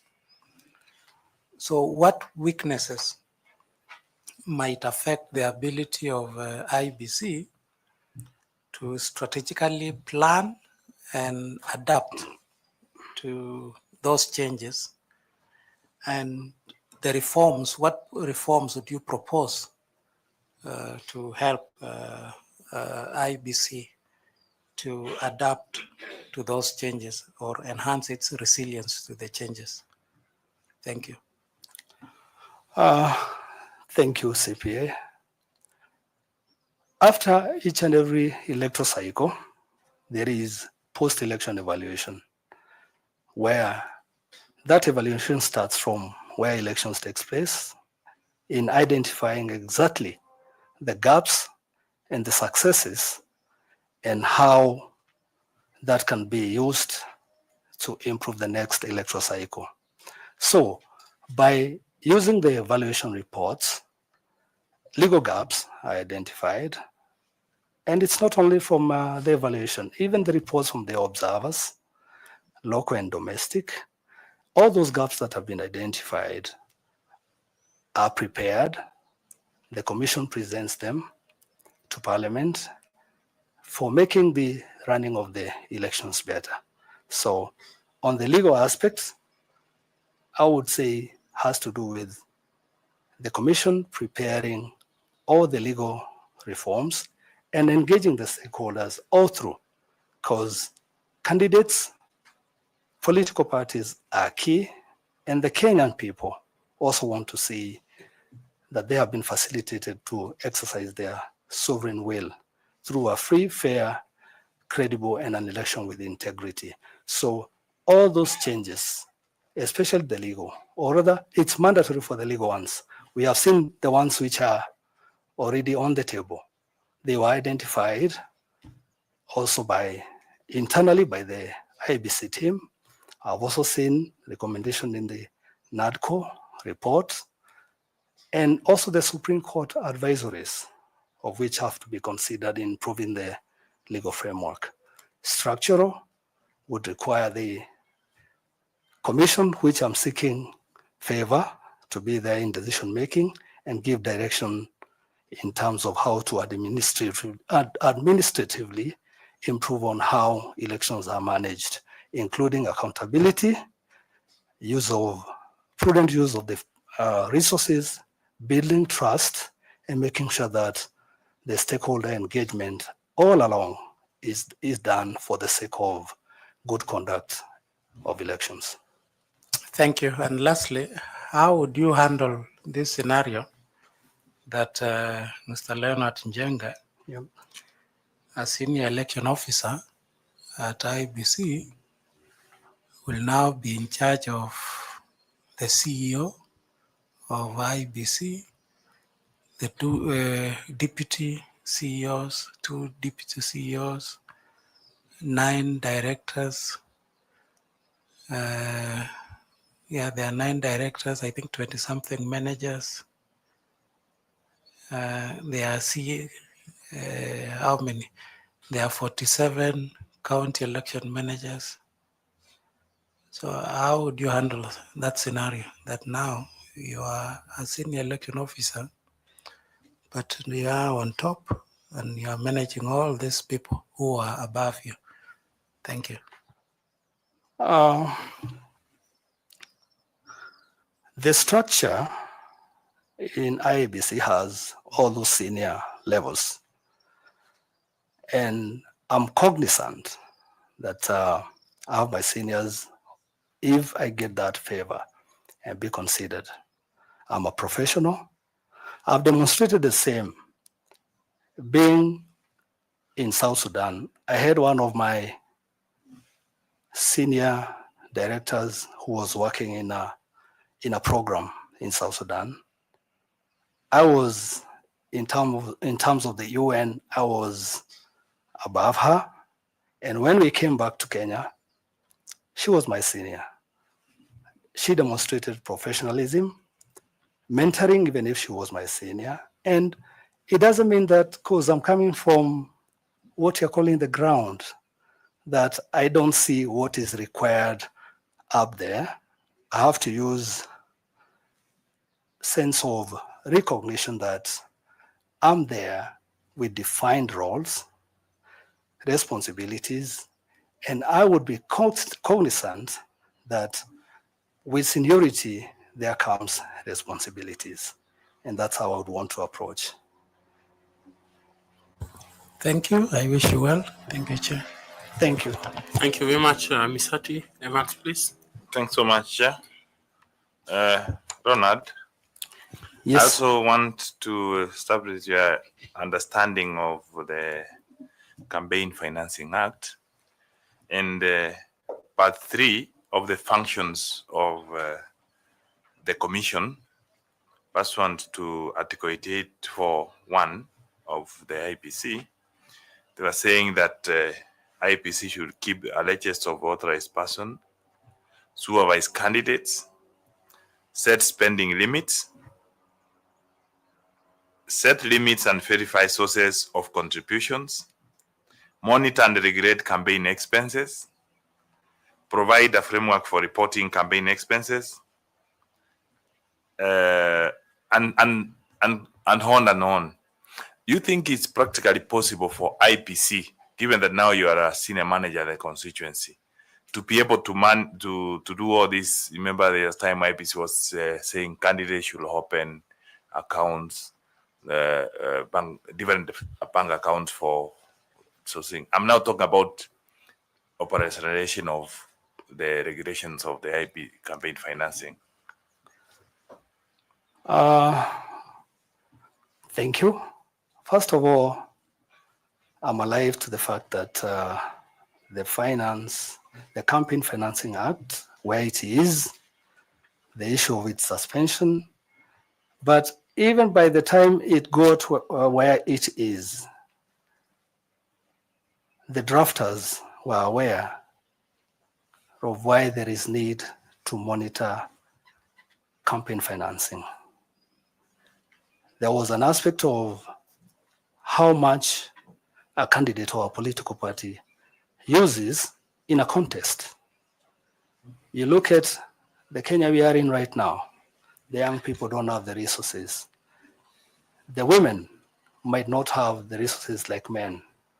And that money might be illicit money.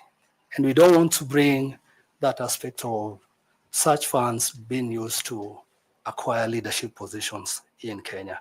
So the thinking was right. And I also have that thinking of, if the framework is in place, I being from a constituency level, I'll be able to monitor how candidates are spending the money. The framework would come from policy, brought down to where I am, and I've seen it. And I'll give you a good example.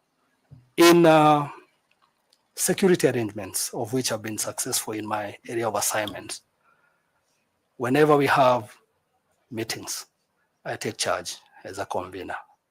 And it doesn't degenerate to what I've seen in other areas where there are no terms of engagement. And being the convener, I take charge of the process, involve all the stakeholders, and my prime objective is achieved.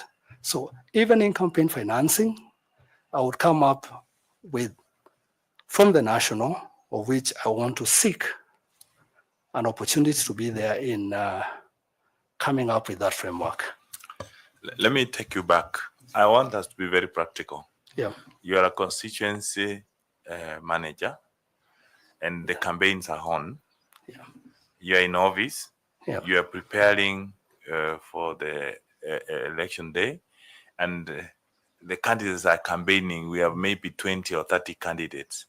Please, can you tell us how possible is it that IPC can be able to monitor the activities of the candidates in terms of campaigning?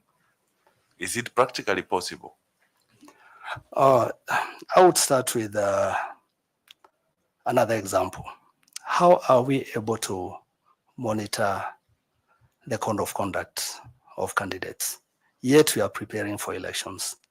It's because there are structures, collaboration with other agencies, security agencies. So even on spending, I would say there are other institutions in Kenya which monitor illicit spending of funds. They will be very much alert. They would collect evidence. And if such a case, they would bring proof to Iebc. And in case of an electoral, breaking of an electoral rule, of which is electoral code of conduct, there has to be repercussion of the same, the worst being being taken out of the race.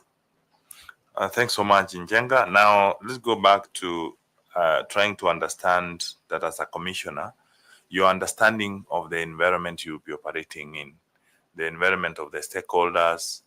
Now, here you are, you have the election has been done, you have declared candidates, those who have been elected.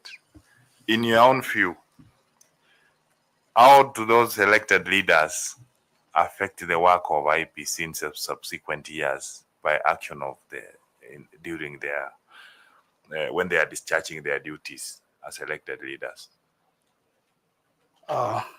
Thank you for the question. First of all, candidates are brought by political parties or they are independent. And the caliber of leadership starts from there. We only have the requirements. And once leaders are elected, they have to have that moral and responsibility of making sure that they deliver as per their campaigning manifestos. And on IEBC, it affects us so much because whenever leadership is elected and it doesn't deliver as per the promises, the citizenry, we always feel that IEBC midwifed leadership which was not right. And that dents also our image, of which we don't have control on the candidates. Thanks so much, and I wish you all the best. Thank you. Asante. Thank you very much. I want to ask Fatuma to ask you some questions. Fatuma, please. Thank you, Chairman. Mr. Njenga, Yes, Madam Sawan. what would the IEBC do to avoid mistrust and conflict when dealing with powerful groups like the major political parties and the media?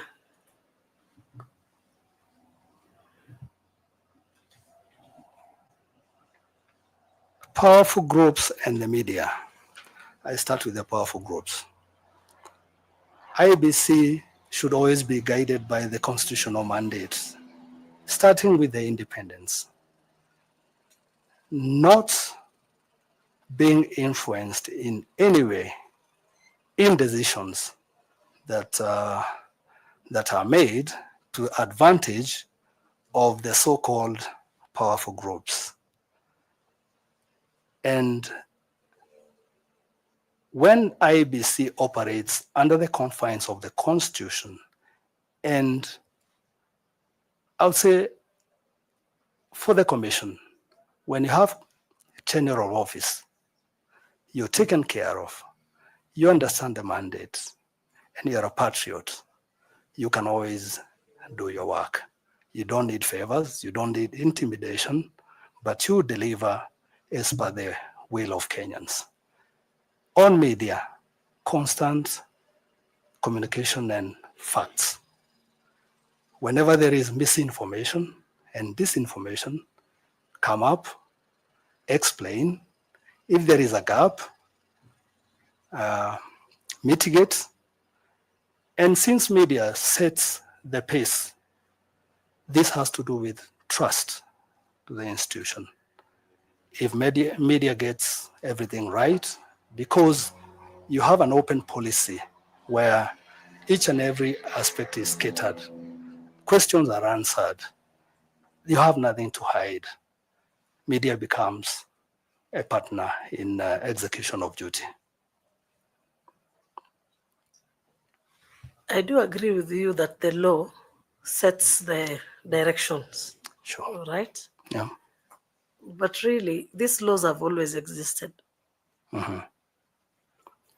And conflict has been there. Okay. So what is it that the persons, or rather those interpreting the law, require to do to avoid this mistrust and conflict? You have asked what those who are supposed to interpret the law to build trust in the process. I'll give you an example of something that I've observed that happens to the second layer of settling a dispute in election. That is the courts. Personally, I've felt that whenever there has been a ruling, even that touches on Article 114, where a petitioner uses evidence which the court itself declares was not right, and the court rules and doesn't subscribe punishment. I feel that dense image of the institution, because the court will rule that the Iebc met the threshold. But how about all that process that Iebc has been taken, maligning, misinformation, production of false evidence, and then the court doesn't subscribe? Then the preceding elections will have that aspect of feeling that you went scot-free, you produced evidence which was not right, but the image has been dented. So we would also want to partner with the other level of dispute resolution, that is the courts, in making sure that we inject hygiene in how we manage and conduct our elections. In addition to that, the component of stakeholders cannot be underestimated. In the success of elections, you have to work with the stakeholders. You're not doing it right, and stakeholders like Parliament, as you indicated, Iebc has to come up with proposals on mitigating the same, take them to Parliament, and they get enacted, and that ensures that whatever Iebc does, including additions to the code of conduct, will make sure that the process has considered the confines of the Constitution and the laws of the land. Thank you. In its own strategies and its own way of doing things as well. Yeah, Iebc has to be proactive too. And I think given that opportunity, I would share experiences and other proposals that I have. I share with my colleagues. If they get to Parliament, I've been having them down there, but this will be a platform where I can place them on the table. Thank you very much, and I wish you well. Thank you. Back to you, Chair. Yeah. Thank you. I want to ask Nicodemus to ask some question, please. Thank you very much, Chair. Njenga, I'm interested in what you call the Iebc or election exhibition. Again? The election players, I think something about the exhibition on election matters. Exhibition. In your discussion with Madam Koki, yeah, you talked about the election exhibition as part of your strategy. Okay. By this, I meant, I'm alive to the fact that the timelines are very strict. But after the conduct of 2022 general elections, and my passion in following on latest developments in elections management, I've discovered, for example, election technology, of which it has been touched on even by the Supreme Court. I would have a strategy of inviting not only local but international players in election management in Kenya, and we host an exhibition whereby each and everyone who feels that they have a program, a framework, a gadget, they would come, and with our technical team, instead of all these benchmarking tours, which might be very, very prescribed, they come on board, but the international exhibition we'll have demonstration of those people in elections management, including some that I already know have come up with a system where you register digitally, you have tabulation of results, you have verification, you have the monitoring component of which, if that can be confirmed, would be used in the country upon having the framework anchored in law.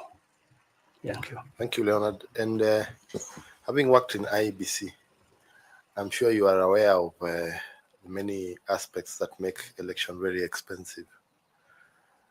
What will you do as a member, now not working as a secretariat, but as a member of the commission, to reduce the cost of election?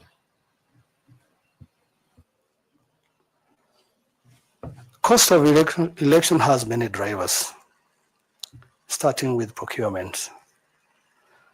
I'm alive to the latest news in terms of the budget requirement, which was heading to over 60 billion, of which, if there was staggering of procurement, that could have been another issue. Also, there are some of these functions which partners are willing, and I've seen it because I've been in strategic planning. I've been lucky to be in a technical working group where after we finish, or rather after the strategic plan is validated, potential partners come in, they have their funding, and they are willing to partner with IEBC. I'll give an example of voter education, which takes a very big chunk of the funds. We would take it like a resource where the resource would be used to complement and reduce the expenditure. And I would have the advantage because with my exposure, I know a number, local and international, who will be willing and not involved in some of those aspects which can surrender the mandate of IEBC. We have groups that focus on marginalized communities, and they're willing each and every time to come on board, conduct voter education, offer logistics. After validation of our materials, they are willing to go on the ground, and they are well funded. The other one is prudent use of finances. I would say, how many offices in IEBC in the whole country are in premises where they don't pay rent? Through my initiative as a constituency coordinator, I was able to write a proposal to management when I was in Ruto constituency, and I secured space from government land, and I was given resources, and I constructed an office. And that office, from the time I left Ruto constituency, removed all the expenditure, including the warehouse and security. And once given that opportunity, I would even make sure that anniversary towers in North at the CBD, it's somewhere there where all the cost that translates to cost per square feet is no longer, it will be a one-time, one-phase expense, and that solution will be resolved. We have seen it in South Africa. They have the EC Center. The EC Center has training facilities, has IT hub, has conferences hubs. And I would see a scenario where even Kenya would be the same. Of course, I would not suggest to have it at the CBD, out of the CBD, but with participation of the stakeholders, I would do that. The other one, and this one takes a lot of funds, training. Why do we conduct training the last minute? Can't we do it online? If I need trainer of trainers, We only need to come up with the materials. Start now from the constituency. Accredit. By now I should be having trainer of trainers for 2027. And I only require updating them on development as the laws are being anchored in our management of elections. And by the time we get to conduct of elections, I would only confirm their availability, including temporary staff. We spend a lot of money having temporary poll officials. We pay them even during training. And I would want to save funds using the same. Thank you. Thank you, Njenga, and wish you all the best. Thank you. Invite Professor to ask some questions, please. Leonard Njenga, Yes, Professor. you've worked in Iebc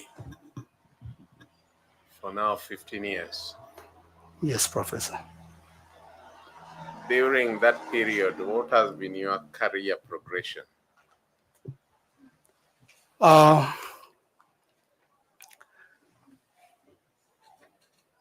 don't look at my assignment in No. terms of... I just want you to tell me, in 2010, I entered as a clerk. In 2014, I was promoted to this. In 2020, that's all I'm asking. I was coming to that. Now just go to it because we don't have a lot of time. There is stagnation. It's a gap, very demotivating. But just tell me first so that I... Okay. It's the panel that will judge whether there's stagnation. No, you just tell us how you have progressed. Okay. Career-wise, I would say I'm stagnant. But Leonard, yes. Walk us through that in 2010, I entered Iebc as this. Subsequently, I'm now this. What is that trajectory? Like me, I would tell you, I entered the University of Nairobi. It has been there my only employer, apart from consultants. I entered as a graduate assistant in 1996. And I can tell you how I progressed until where I am now. So can you tell us that progression? All right, I get your point. Yeah. I joined Iebc as an elections coordinator. And currently, I'm a senior election officer with only change of name. I'm still at the same position, stagnant, but that doesn't mean that personally I haven't improved in elections management. I've been doing my research, and I would say this is a policy gap and maybe another scheme that might be in the offing. A lot of questions in order to get what I want. Yeah. From the position you have now, which one is the next? All the way up to CEO. Okay. The next position is county elections manager, of which the policy of Iebc recruitment, you can only come up when a vacancy falls from the constituency which you are recruited. After county elections manager? After county elections manager, we have the managers at the headquarters. Okay, next. From the headquarters, you have directors. Okay. And directors, then they have the secretary to the commission, who's the CEO. What about the deputies to the... The deputies are deputies to the CEO. And there are two of them. Okay. Yeah. So can you just tell us, there's all those positions, nearly 4 of them. Yeah. So what is driving Leonard Njenga not to seek that progression, but instead jump to the commissioner? Where is that drive coming from?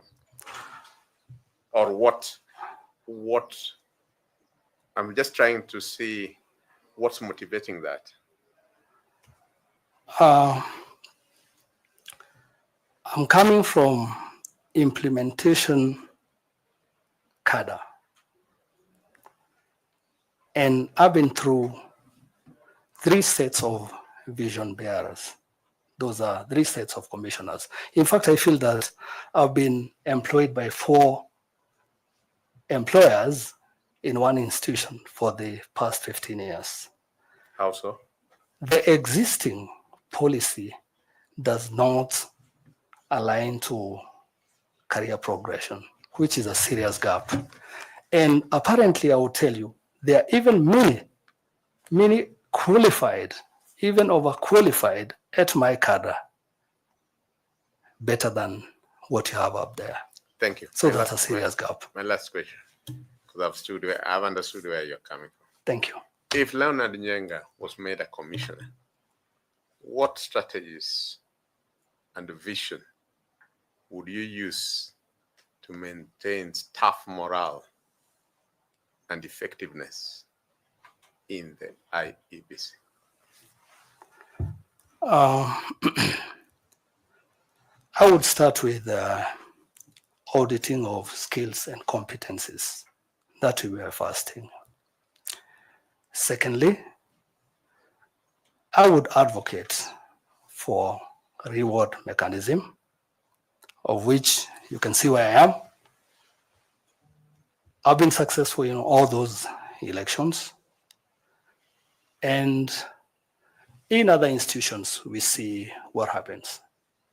At my cadre, and it's very, very unfortunate, the only person who ever had an award is the late Daniel Musyoka, my colleague, and may he rest in peace.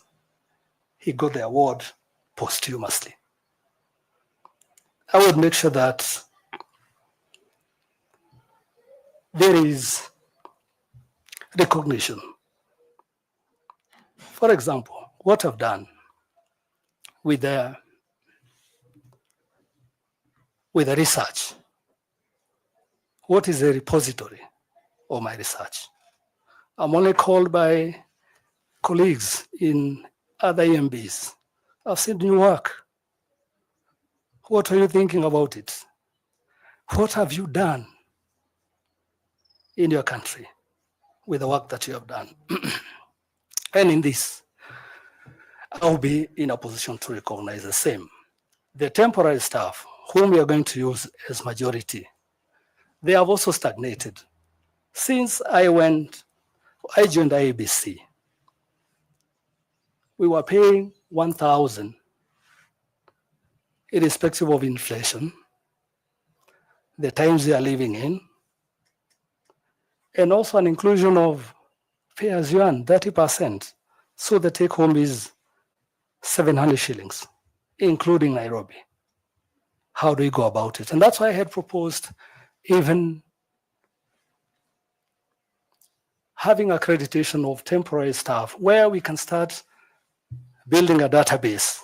By the time they come, already they have those skills and they start interacting with our materials, our processes, that when I'm recruiting, the first question is not what is IEBC and what is the mandate of IEBC. We also build interest in management of elections. Thank you. Thank you, Chair. Prof, do you have some small, two short questions, please? Sure. Leonard Njenga, you told us in your own description. Yes. That you are an election expert. Yeah. Can you tell this panel how other EMBs, 3 ways in which EMBs come to office? You can include this one if you so wish. How EMBs come to office? I'll give an example of this competitively through this panel.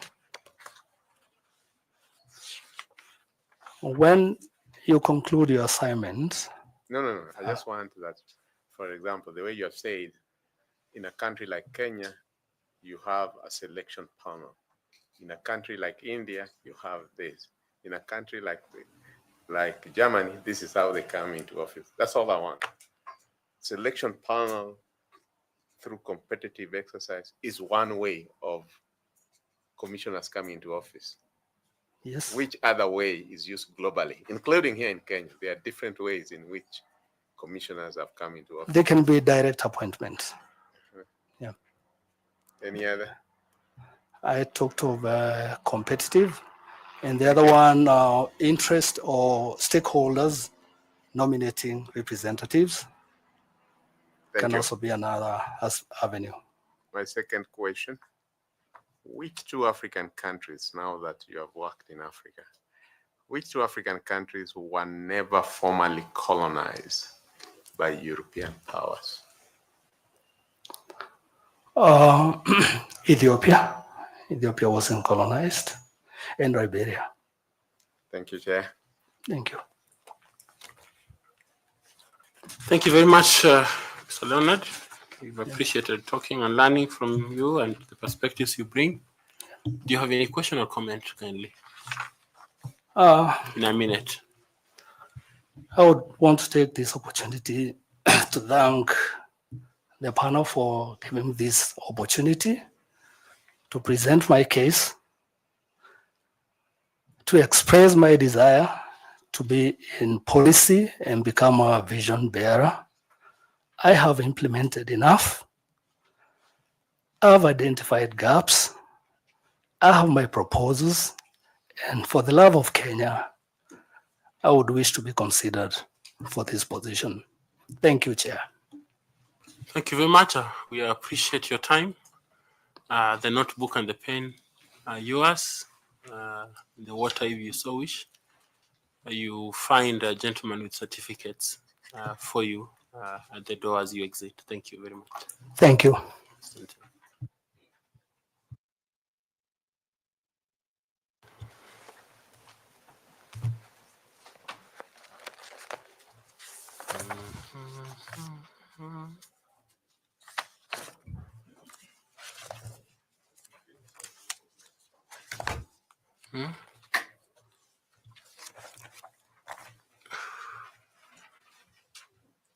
Okay, can we invite Martin? Yes. Okay. Thank you. Thank you very much. Can we invite the next candidate? Yes. Hapana, sio ya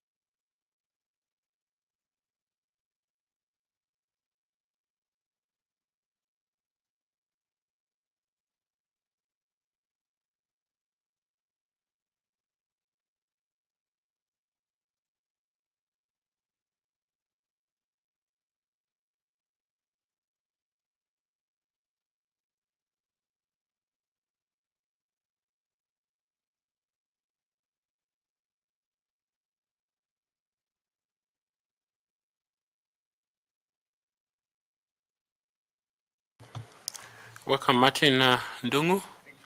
Please have a seat. Take a seat. Thank you. Feel free to adjust your seat if you so wish. You have a pen and a notebook before you. And my name is Nelson Makanda. Let me thank you for showing your interest in the position of a member of the Iebc Commission, for which you advertised, and congratulate you for being shortlisted for the same, and for your being available today to attend this interview. I'd like to invite my colleagues to introduce themselves before we come to you. Please, Vice Chair. Thank you. Thank you, Chair. Thank you, Chairman. Good morning, sir. Good morning. My name is Linda Kiome. I want to take this opportunity to welcome you for this interview session. Karibu sana. Thank you, Madam Kiome.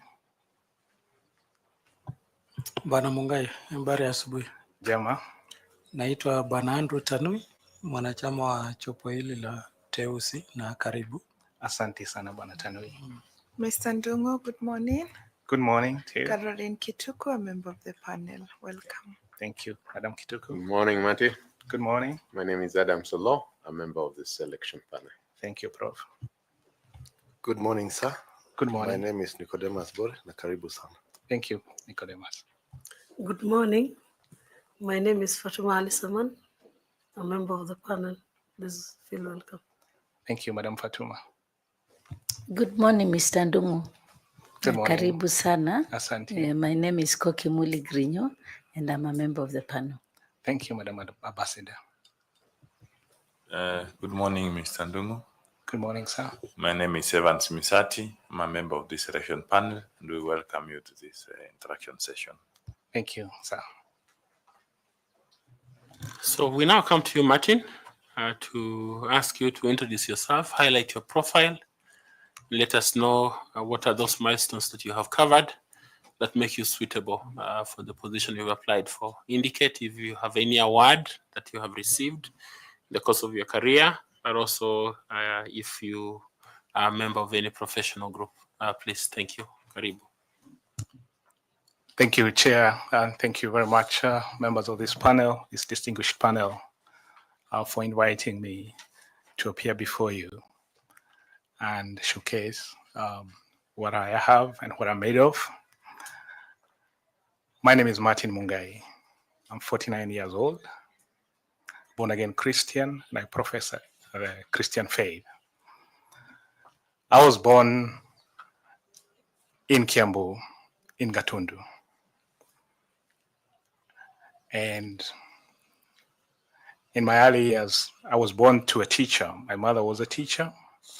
I started my schooling very early. I went to Mataro Primary School where I did my KCPE and I excelled. I was the top student around our location, and this earned me a position to one of the prestigious schools in central Kenya, that is Thika High School, where I learned through the school motto about abundant life. That is living your life to the best of your knowledge, the best of your capability, and serving the world.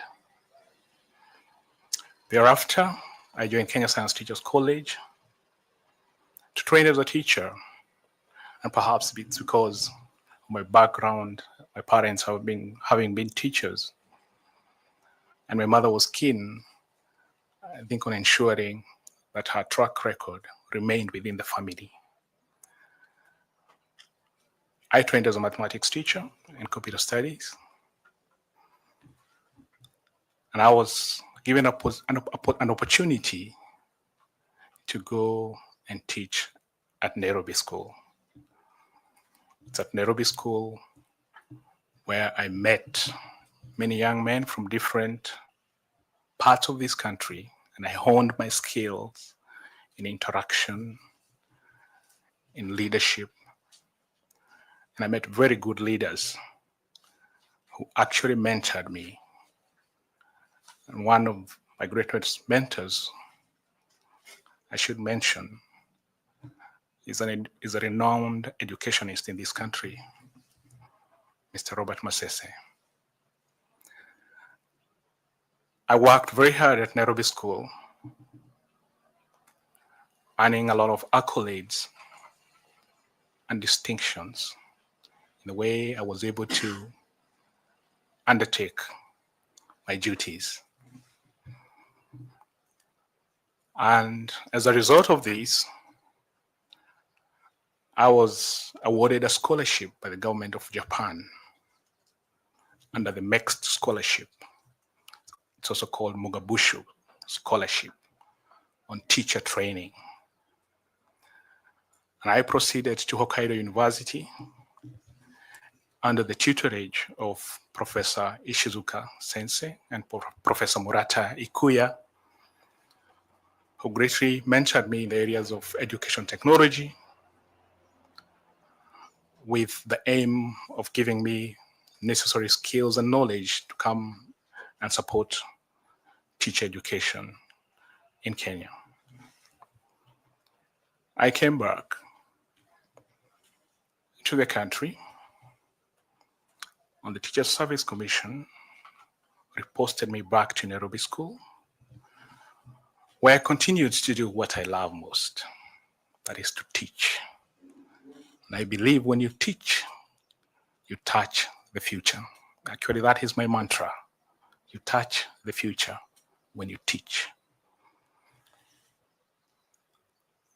I continued at Nairobi School, supporting the students till I was seconded to join the Center for Mathematics, Science and Technology Education in Africa as a national trainer in areas of mathematics and ICT education to support teachers in STEM education. As a national trainer, I've been keen on supporting teachers embrace new technology, innovative pedagogical practices, all in effort to improve classroom experiences. Through the chair, I've traveled the length and the breadth of this country. I've been to every county in this republic, meeting teachers and students alike. And I've been able to connect with them, give them the skills and knowledge that I have. As I said, all in effort to help improve the education system in this country. In the course of my career, I was also able to enroll for other studies. And I did a Bachelor of Theology at Presbyterian University, not for the pulpit ministry, but to serve in different capacities, like being like in leadership, in public service, in areas of governance, conflict resolution, and all these are skills that I've been able to use in line with my career. I later joined Africa International University for Masters of Education in Leadership and Administration to hone my skills on leadership. And initially I wanted to actually do organizational leadership, but I saw that being in the field of education, then that would work very well. Equally, I've also been able to pick quite a number of skills through training in areas of technology. In the course of my work, I actually started my computing journey way back in the 90s when we were looking at MS-DOS. So that has given me a solid foundation in that area. And my earliest interaction with the election process is when I was a young boy and I accompanied my mother to participate in the electoral process. I thought that was very exciting because the term Kurusha Miti was both intriguing and needed a lot of explanation to me. So my mother tagged me along the infamous Mlolongo system. I think it was a pink card that they used to have, and then they would queue. I wanted to see the connection between kurusha miti na kupanga laini, and how that would be a process to have a representation within our area. I fast forward in 1997, I worked as a clerk under the defecant ECK, and I saw the process and understood it and how it worked. And fast forward, in 2002, I did not participate, but I only participated as a voter. In 2005, I served as a deputy presiding officer in Westlands constituency during the referendum. And in 2009 or 2010, I also served, no, 2007, sorry, I also served as a presiding officer in Makandara constituency, where I was even in charge. I think then they used to have a super presiding officer in charge of a polling center. I was made one and ensured that process was completed to the letter, managing the polling officers, managing all the other officials included in that category. And in 2010, I also served again, but this time I was not a presiding officer, but I was supporting the returning officer as an ICT support. And we developed a small system that was able to actually tally the results. And we were in Stare constituency and were able to have very clear display of results as they came in. Long and short, that's where I am. I have not also say that I am married to one wife, a woman, and we both have two children, and I think my daughter and my wife are here with me. Thank you very much. Excellent. Welcome, daughter and wife.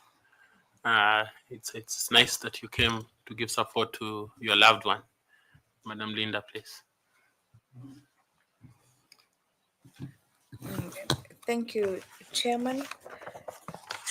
Mr. Mungai, you have had good experiences, at least with the electoral processes in Kenya. Sure. I can also see you have extensively updated your knowledge in ICT, even came up with a proposal that probably, given the time, you may be able to give further, information about this. Sure. In the intervening period, what key skills and competencies do you think will be relevant for the team of commissioners for purposes of executing their mandate in the electoral process? Thank you, Madam Leader. I bring in to the table three skills: primarily leadership and governance. You can focus on the entire team. On the entire team. Yes, on skills and competencies for the entire team. Okay. Leadership skills that I bring on board to be able to provide direction with very clear policies on what is to be implemented and how, and with very clear communication guidelines to avoid miscommunication, to avoid other information clouding the judgments of the commissioners and the secretariat. Also bring in governance skills in terms of integrity and accountability, ensuring that every one of the members in the commission observes integrity and is accountable to their actions.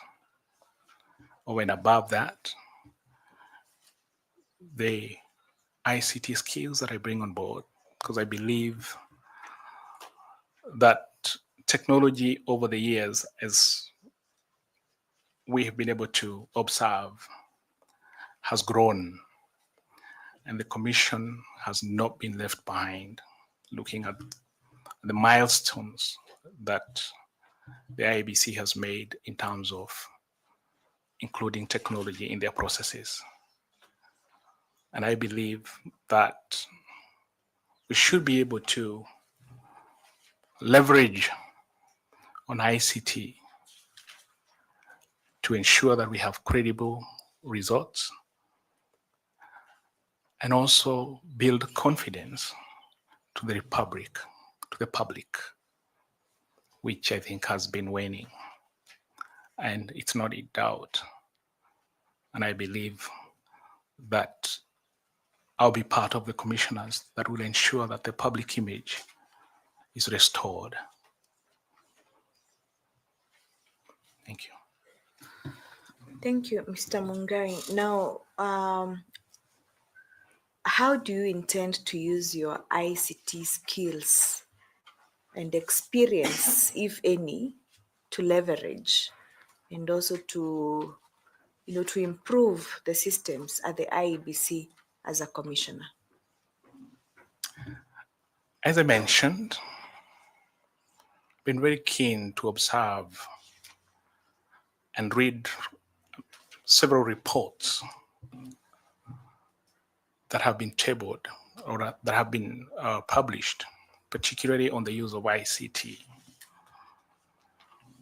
starting from the Kofi Annan Foundation, the Center for Multi-Party Democracy, the ICJ reports, the post-election evaluation reports from IEBC, among others, and have indicated some of the areas that have been challenging to the Commission, particularly in areas of ICT. If you look at the ruling from the Supreme Court, in the analysis I was able to see that one of the challenges that were mentioned were the failures of the KIMS kit. And I looked at why did they fail, the reasons that were being given, and how we can mitigate that. And I think they mentioned that about 235 kits did not function. It was reported affecting about 32,000 voters. That during the identification, the KIMS kit failed because, one, they were not properly charged, or they had memory cards that were not properly installed, and probably were not given the right coding for them. There was also a challenge of logistics in terms of distribution of those KIMS kits. I think we had instances where some of the kits found themselves in the wrong constituencies. There was also failure in terms of backups of power, and they failed to power up. And I believe that this, in as much as we say that technology doesn't fail, we realize that the weakest element in the employment of technology is a human being.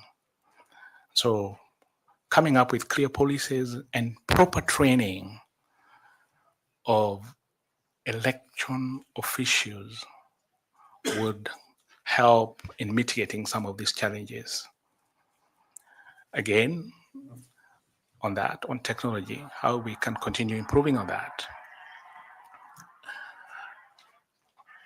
I think, and through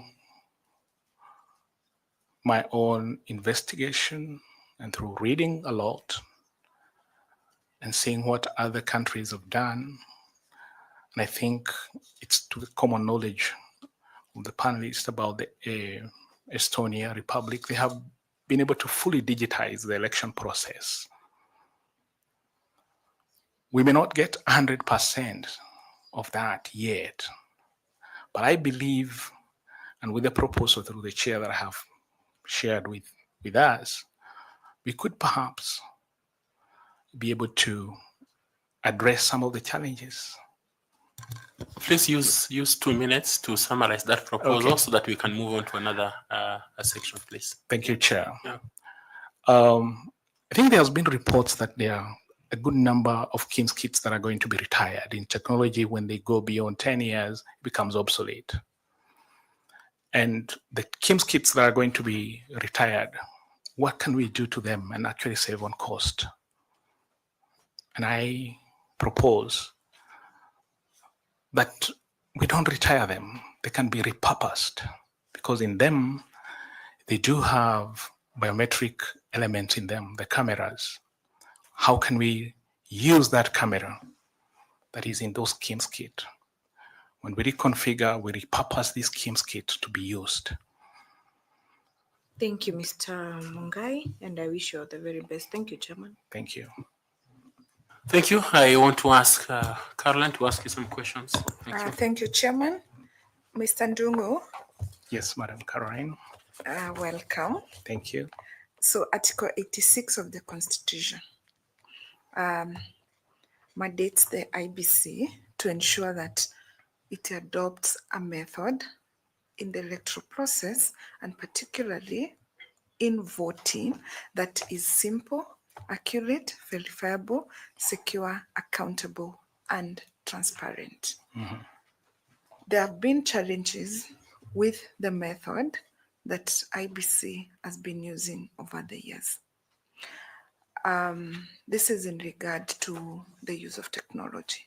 There were challenges in 2013, 2017, and 2022 general elections at all times, with various recommendations being made after each and every elections that were done. Now, I think you have internalized some of these issues that have been identified. Absolutely. And I've had a look at the proposal that you have submitted to us. We have been asking candidates what are some of those problems and what would they propose to be the solution to solve those problems. I've seen you have gone through the problems. I will not ask you what they are, because I believe you have internalized them. And I want us to focus on your proposal, the proposal that you've made to counter those problems. Now, you call your proposal enhancing electoral efficiency through the use of artificial intelligence, I believe, right? Yeah. Now, have you thought through how this proposal that you have put in place, I see you, okay, let me step back a little bit. I am not an ICT expert, I will admit that, I'm a lawyer. However, I have some basic understanding of various ICT platforms and systems that the IBC have used over the years. Now, and I also understand the legal requirements of what it should set. So I've spoken a lot about that because I want us to move together so that we can test this proposal that you have. Correct. So your proposal seeks to support IBC in voter turnout monitoring, queue management, correct, and post-election audits. Correct. Through the use of artificial intelligence. Correct. I hear you saying that you have heard IBC say that some of the KIMS kit that they used in 2022 have been obsolete. So one of the things that you think can help us moving forward is not to discard the KIMS kit, Yes. but to reconfigure them so that we can use them in 2027 if needs be.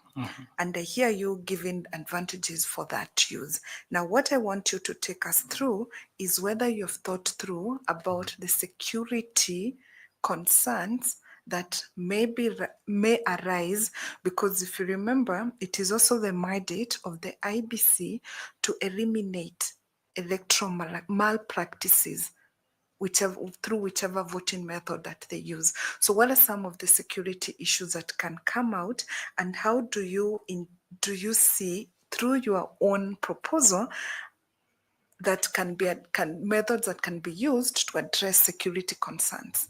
Okay. Thank you very much, Madam Caroline, through the chair. I've thought through this proposal and using to address perhaps maybe the first area in terms of usage. The biometric element, that's a camera, can be used and install what we call lightweight AI models that will support what we call YOLO. Now, YOLO is not you only live once, but you only look once. Okay? And it is able to capture the persons who walk in to the polling station and keep a counter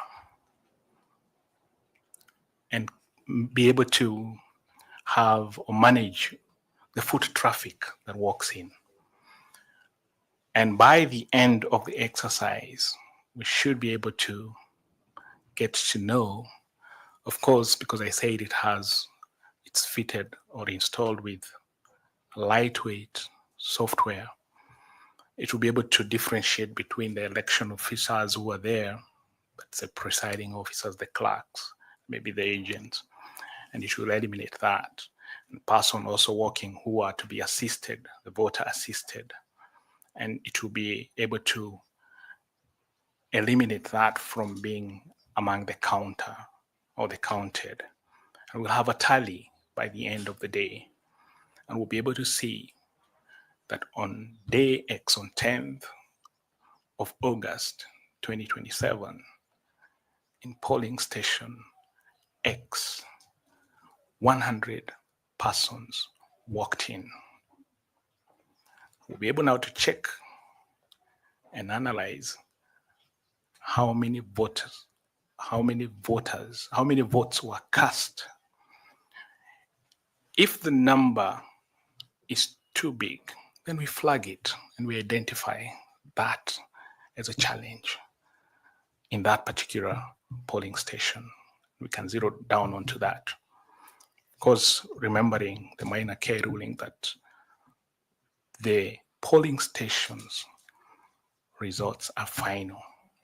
So in terms of security, of course, again, working with other legal departments, right? The data protection, they have an act to be able to protect the images of people who walk in.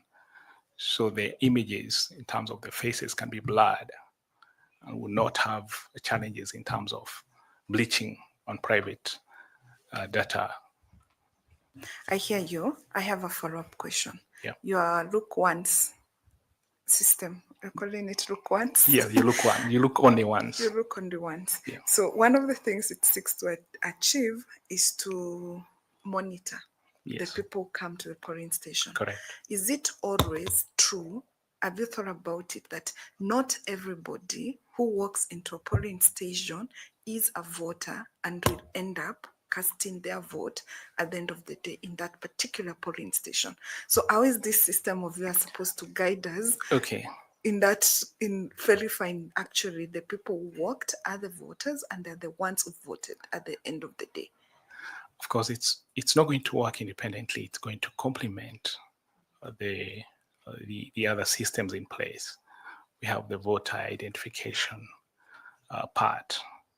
And I'm saying this is an additional part that we're bringing in to complement what is already there. So definitely somebody walking into a polling station to vote, by the time they are identified as bona fide voters in that particular polling station, they have been checked through the biometric register.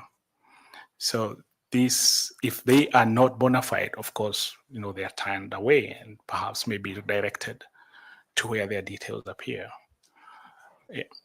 So is your proposal supposed to be, Kim's-kitted or that, like voter identification, and, it would end up also being used as the transmission device? Correct. Is that the same one you have, and then it has additional features, or where does it depart from the current system that IEBC has, now that you speak of complementarity? Yeah, of course, it can be, of course, or it will be connected also to the server. And you could have the server having segmented, you could have segmented servers, but many people trying to explain what a server is. But you could have a different or a separate hard disk within the server that is capturing that kind of information. Of course, this can be collated, and you draw a parallel, to see that. So you're not just using it for, to determine who walks in, but also you can do an audit later, and be able to connect that with what you get from the server. Okay. Yeah. 2 more questions, please, Chair, if you allow me. So the Supreme Court has identified in 2022 particularly the difficulties and the problems. Okay, I will not ask you server questions. I know someone else will deal with that, if at all.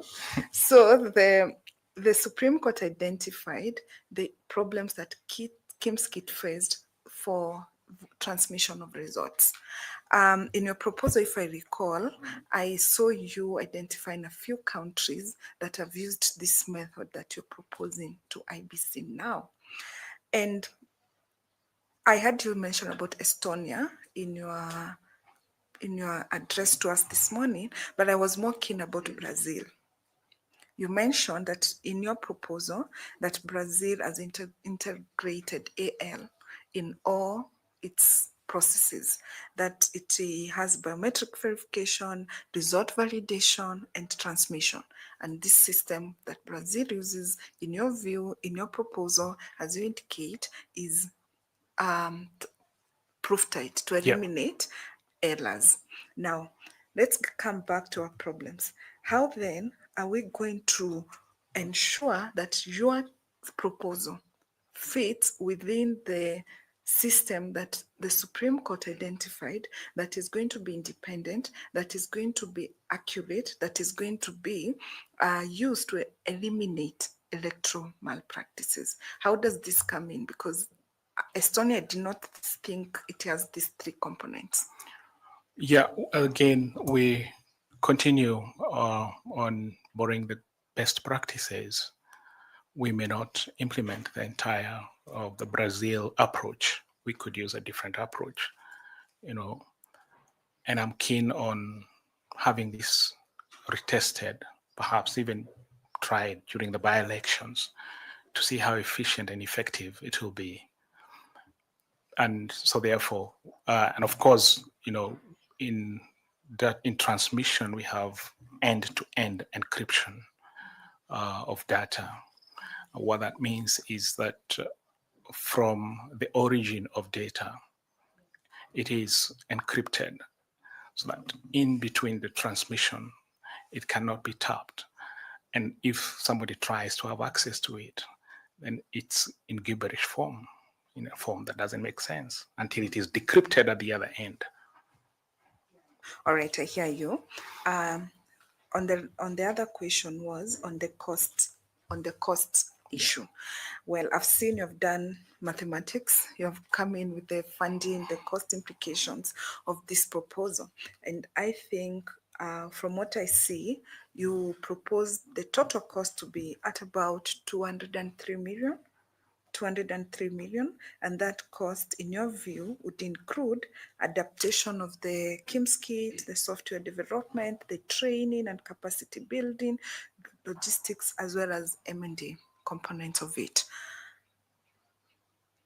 Have you considered the cost that IBC has incurred in the previous technology that it deployed, particularly in 2022, so that we can do an analysis? Well, I'll not be able to break down in terms of how much they were able to use in technology, but I do know for a fact that they have given a grand total for the entire exercise. I was just proposing that with what we have, we don't need to acquire additional kits. We don't have to throw them away. It's, you know, we can continue saving All on right, that. Yeah. fair enough. Yeah. Last question from me. Supposedly this system of yours fails. IBC, as you have come in, you have become successful, you are a member, you have sold this concept to IBC, they have bought it. And that's the technology they're using.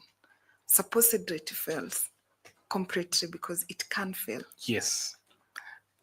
What system then do we go back to on what happens if it does fail? Well, systems fails, and I think you're quite right. We saw that happening in Nigeria. They had implemented watertight systems, and they ended up having a challenge with their system. But of course, like I said, with technology, the weakest link is usually the human element.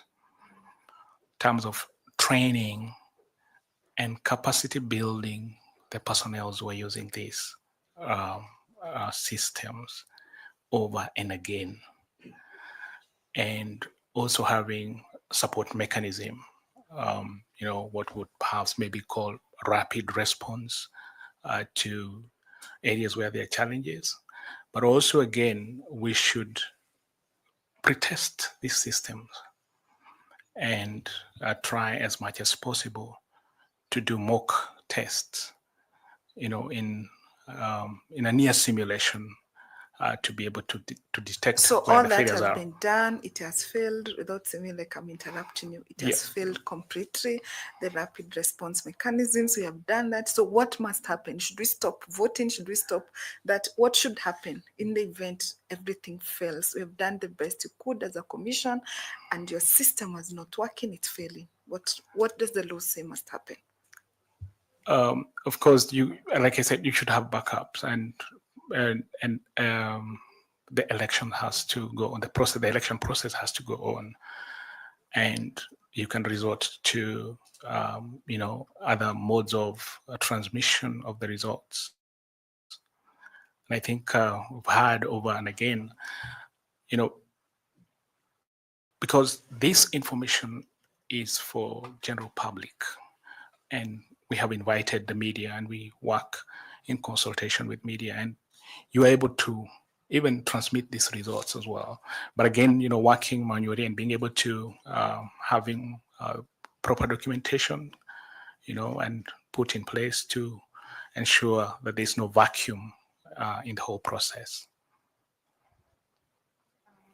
This documentation that you're referring to? Of course, when you're transmitting, you know, right, the scenario we have right now is that the Form 34A was the one that was used to declare and announce the results in a polling station. And you'd use the same to send to the server or the National Tallying Center. And we still have those documentation in place. We are not going to be fully digital. We're still going to have the Form 34A to capture the results in that area. And yeah. And how will we be able to identify the people who are supposed to vote? Your gadgets are failed. What should happen? We have the manual registers that we usually use to check. Yeah. Thank you very much, Mr. Ndungu. I wish you the very best. Thank you, Chair, and thank you for the indulgence. Thank you, members. Madam Caroline. Thank you. Madam Kokimuli, please ask the candidate some questions. Thank you very much, Chair. Mr. Ndungu, Yes. you have a passion for teaching Yes. and touching the future, and also you are a communicator from the many certificates we have seen.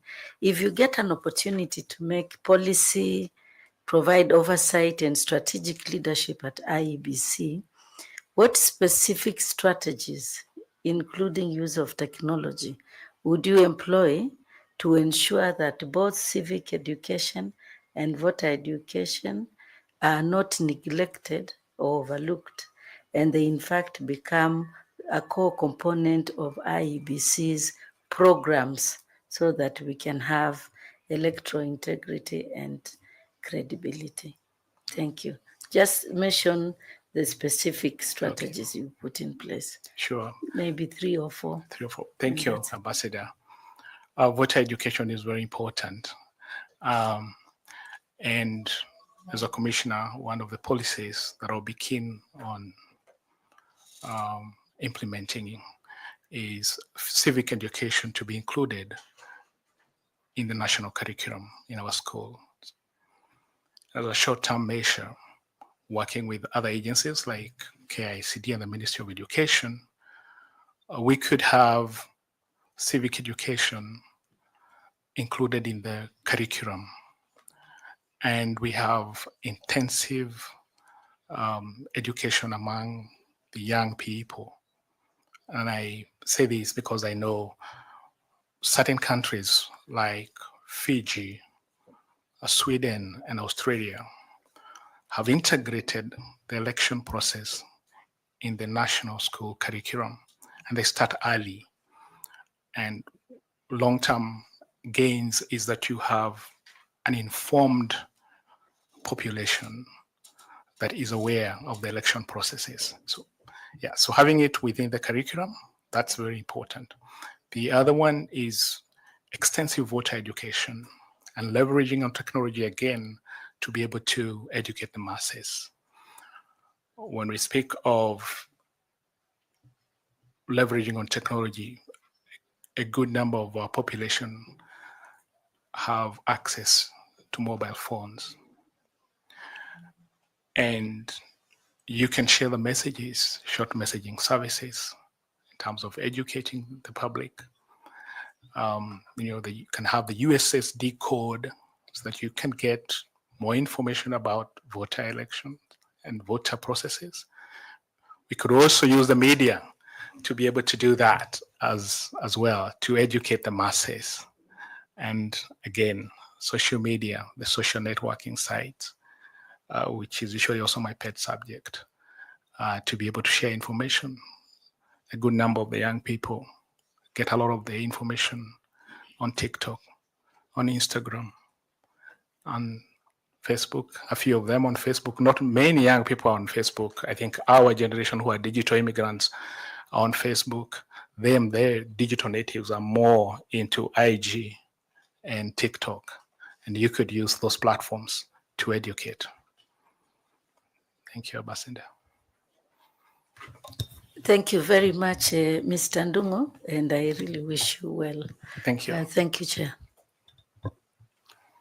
And the ones that are ahead of us were digital what? Well, the digital natives, we'll still call them digital natives. Perhaps maybe we're going to coin another name. Okay. Because they are born into technology, they'll still remain digital natives. Okay. Yeah. We come to you, FCPA, please. Tell me. Thank you, Chair.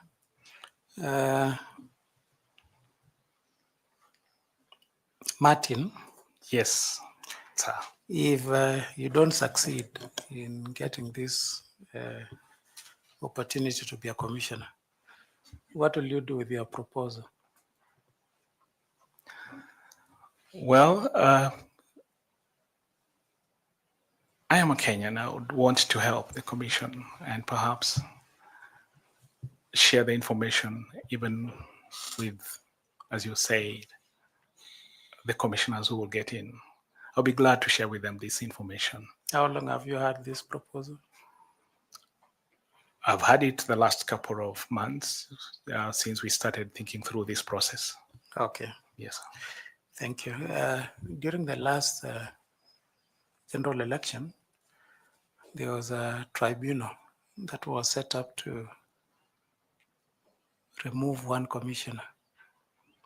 And during the deliberations, it was reported that there was some political interference during the elections. And there were incidences where some commissioners, there were allegations that some commissioners were being paid for some accommodation by some political actors. So what structural and governance weaknesses that could have contributed to political interference and public distrust at Iebc? Thank you, FCPA Chanui. I think looking at what may have gone amiss, I'm not sure whether the commission had a charter, but I would propose that we get a charter that will guide us in terms of our operations as commissioners, in terms of how do we communicate, how do we have conflicts resolved within the commission. I would propose for an internal dispute resolution mechanism so that you sit down and guided by that charter, be able to solve whatever issues that may arise in-house. And I think what we saw was a bit unfortunate. I believe that we should adopt a mantra of reprimanding in private, but praising in public. You sit inside the boardroom and sort out the issues there. And when you come out, you speak in one voice. I think we've been able to see that also coming from this panel, and I really would say that the public is quite proud of what is going on. You're able to sit down here and iron out issues, but when you get out, you have one common voice, and that builds the public trust, which has been elusive with the previous commission. So having internal dispute resolution mechanism and having a charter that governs how you're able to operate as commissioners is something that I would want us as commissioners to have. From your study, as you prepared for this interview, IBC doesn't have a charter? Not to the best of my knowledge, in terms of how the commissioners operate, but I would perhaps maybe say we would want maybe to have it relooked, and they have a charter. Thank you, and I wish you well. Back to you, Chair. Thank you. Thank you. Misati, please. Thanks so much.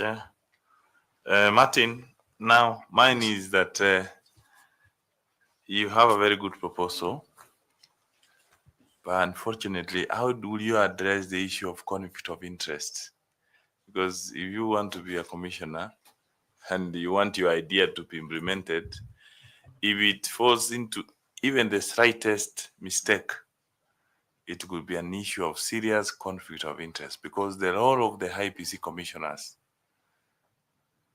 is issues of policy, strategy, and what you are talking about here is basically technical, which is not your role. What do you say about that? Very well put, Mr. Misati. Of course, as a commissioner, my role is to provide insight and guide. And the proposal as it is still a draft. and of course working in tandem with the Department of ICT. We should be able to guide them in terms of how can they implement, how can they be innovative enough to have processes that are watertight in terms of supporting the election process. So working together again with the ICT department, again, as I said, it's still a draft. We can fine tune and provide guidance in terms of how do we get this done. And that is the expertise that I'll be able to give in terms of guidance. Yeah, of course, we can continually work on it to improve it. You know, like the Japanese says, the Kaizen approach, continuously improve on the processes that we have. I hear you. It's at the draft level, regardless of what. Yeah. Address the issue of conflict of interests. What do you say about that? Of course, again, it is not, what will I say? I don't have the absolute control over that proposal. I have not registered it yet. And so it's an idea that I'll be sharing as a commissioner. That's very good. So if you get an opportunity and you're a member of the IEBC commissioners, please state some of only the 2 activities you will do in preparation for the 2027 general elections. 2 activities we'll do is, you know, I think when we get in as commissioners, our entry is going to be full. The boundaries issue to be discussed. There are by-elections to be done. I think also in terms of procurement processes that have to be done. And so we'll be looking at the priority areas that needs to be done in terms of preparation of the voter registration exercise to ensure that it is continuous. I believe the IEBC Secretariat have also prepared a strategic plan. We'll need time to have it ratified and so that it is actualized. Thanks so much. I wish you all the best. Thank you, Mr. Misati. Thank you. I invite Fatuma to ask you some questions. Ms. Fatuma, please. Thank you, Chairman. Mr. Ndongo. Yes, Madam Fatuma. Electoral commissions usually benefit from creating well-structured and consistent ways of working with political parties and civil society groups especially during high pressure periods. With the candidates is very important, and would have the engagement in terms of mapping out and drawing out the different players that we need to engage, and supporting voter education, undertaking voter education, and of course, building consensus even during the primaries of the political parties. How do you undertake that process freely and fairly? And of course, ensuring that we stick to the governance or to the electoral laws that are in place, educating them on the need to uphold the Constitution. And I believe the Political Parties Act is very clear in terms of how they'll be able to engage with their supporters. And so having this engagement with the stakeholders is very important to be able to outlay some of the very key issues that affect the election process. Are you able to demonstrate how that would be structured? Yes. We could start by looking at identification and mapping of the stakeholders, and then be able to communicate and have an open communication with them. Then have stakeholders engagement, a workshop, to train them, to capacity build them. And then you could also follow up that with getting the feedback from them. What is it that you want included? What is it that you think we can work on to improve on the systems that we have in place? And then undertake a survey from the different stakeholders and be able to give a report at the end of that exercise. Usually, when you want to engage a stakeholder, what is key? What do you look for? You look at the interests and the role they each play. You look at the youth. You look at the women. You look at marginalized communities. And so you're able to apart from interests, yes. What else do you look for? Now, looking back at your relationship with them, if interest would be on their part, you look at their interests. What are their interests? But what stakes do you share? You, of course, share, you want a credible process to happen. They also want the process to go on smoothly. And they may want to understand the influence they'll have on that.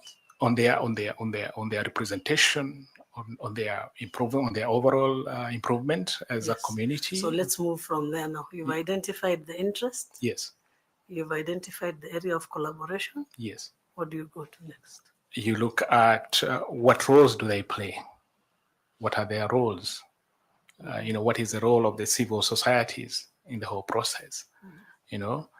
And when we talk about even voter education, how are they able to do it in line with what the commissioners recommend? Do you usually rank stakeholders according to their influence and impact? Well, you don't do that, but you could also look at maybe their, I wouldn't say really ranking, but you would perhaps maybe look at where is the larger interest in terms of their engagement. The areas of convergence. Yes. Then what do you prepare for that after you now identify? I'm trying to see how we can do the structure together. Okay. Well, you could also maybe you could try and have continuous engagement with them to be able to identify those areas of convergence. Maybe focus on the principles and how consistent that's going to be, and maybe the roadmap, yeah? Yes. Okay, thank you. Thank you, and I wish you well. Asante sana. Thank you. Thank you. Yes, Nicodemus Bore, please proceed. Sorry, I came in too early. I was saying thank you for Martin. Yeah, and Martin, given the public's concern about corruption in institutions, what will you do at the Commission to ensure fairness and transparency, particularly in the areas of hiring and procurement? Well, maybe to start off in terms of hiring, we hire on merit. And the area of expertise that the persons that we want to have serve with us in the commission, in the secretariat. And so we look at merit. We also look, of course, at the area of expertise and how well they are versed in their areas. In terms of procurement, I believe we have the procurement procedures, and it's guided by the Procurement Oversight Authority. They're very clear and sticking to that to be able to have a credible procurement process. And of course, ensuring that the law is followed. Fidelity to the law will help absolve the commission from corruption-related issues, because you need people of integrity to serve. So fidelity to the law and following the laid guidelines in terms of how they do the procurement processes is very important. Now, having looked at the YOLO system that you prepared, how much will it cost to prepare that program? Well, in my proposal, I made a draft estimate, and it would come to about 200 million. And how much will it save the commission? Of course, in terms of saving, I think these kits that they would have discarded, they'll still use them. So they will not have to procure new kits or new devices to support that kind of program. I have not been able to see the actual amount that they are spending on the ICT-related structures, but I believe that it should be able to save. So in future, do you recommend to have kits that can be updated instead of the ones that need to be retired because of the new, like we have phones that you keep on updating, like the iPhone, so that when you're procuring systems, you don't procure systems that become obsolete after some time, but you can procure systems that can be updated oftenly to be in a good space with the ICT technology. Yes, we could do that, but again, cognizant of how technology is revolving, we'll still continuously need to upgrade those systems. And of course, with time, you may retire them. Absolutely. They may become obsolete and they may be retired, but we can continuously have systems that can be reused over a few times before getting a new set to replace the obsolete ones. Thank you. What about the licensing? Because looking at the Iebc systems, the most expensive bit of the structure is licensing. And once you don't get the license, they cut off your system. What would you how would you say we could solve that situation? Thank you, Nicodemus. I think now where we are at, we can have our own homegrown solutions. Then we have the youth who have the capacity to help us develop the systems. If you look at the systems that have been developed locally, they are of global standards, global level, and they have withstood the test of time. We may not have to really get developers from outside the country, but we have a very critical mass of young people who are techno-savvy and who we can bring on board to support this so that we can have our own homegrown solutions, just like the way we talk about M-Pesa and others. It's the same thing because we have the capacity and we have the ability to do so. So I believe in terms of even licensing with people from outside the country, we may not need to go through that route. We have developed a very crucial workforce in this country in terms of young people who are techno-savvy to help us in solving some of these issues that we have. Thank you, Martin, and wish you all the best. Thank you very much, Mr. Nicodemus. Thank you, Prof. It's your time now. Please ask some questions. Thank you, Chair. Martin Mungai Ndungu. Yes, sir. My fellow panelist and neighbor told you that there'll be somebody to ask you about the server. Sure. That person is me. Okay. Thank you, Prof. But I have no IT training. So you'd wonder why I'm so keen on the server. Mm-hmm. I'm keen on the server because in all the post-2010 elections, that have used IT, the server has been a constant. Despite its being a constant,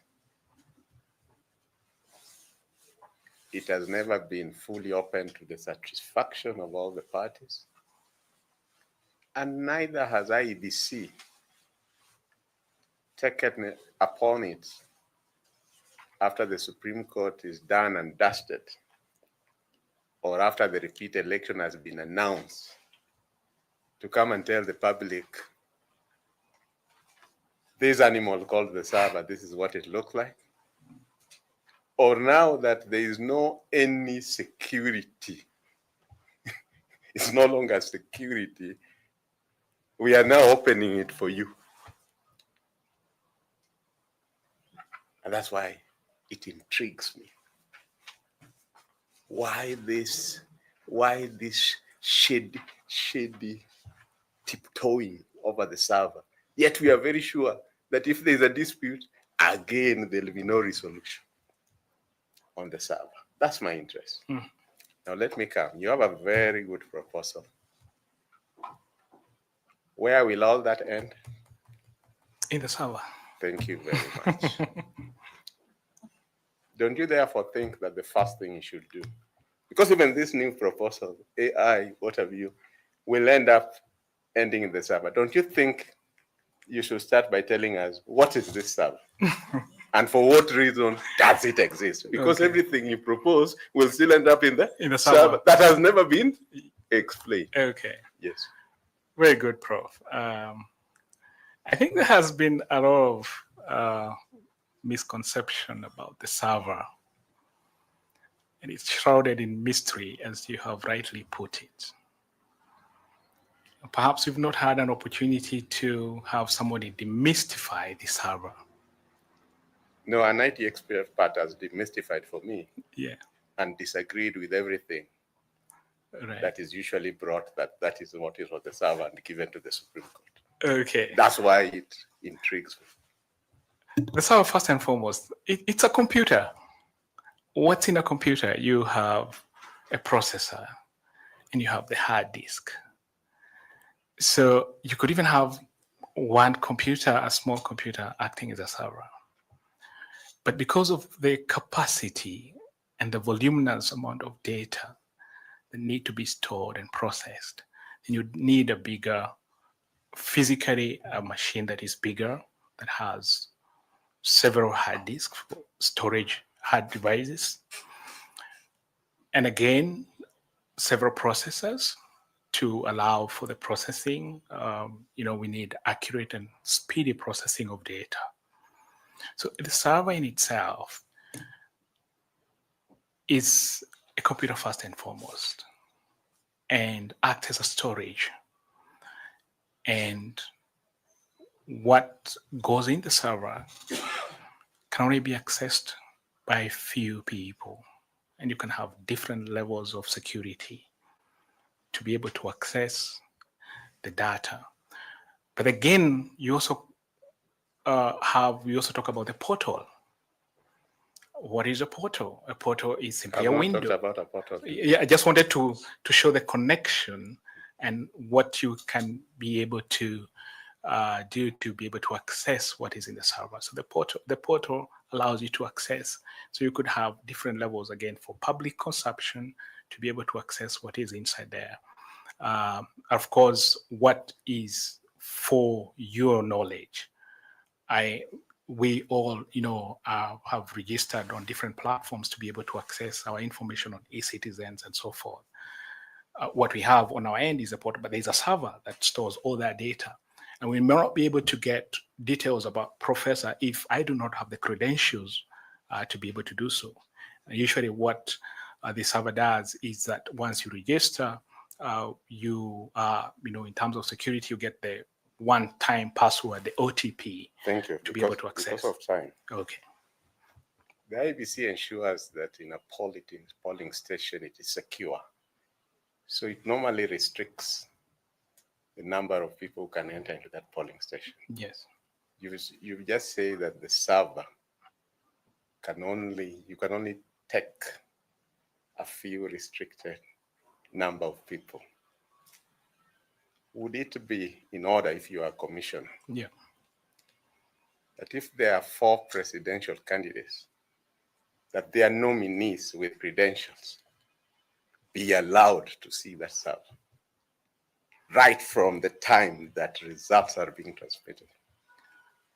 That would make absolute sense, Prof. Thank you. Yeah. Now, I like being simple.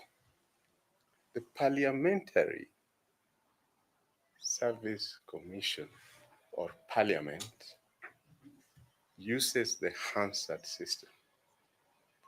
That if Martin Ndungu Mungai or Mungai Ndungu is my dad, came here in order to speak to us, and this gadget is not functioning, the chair will stop you.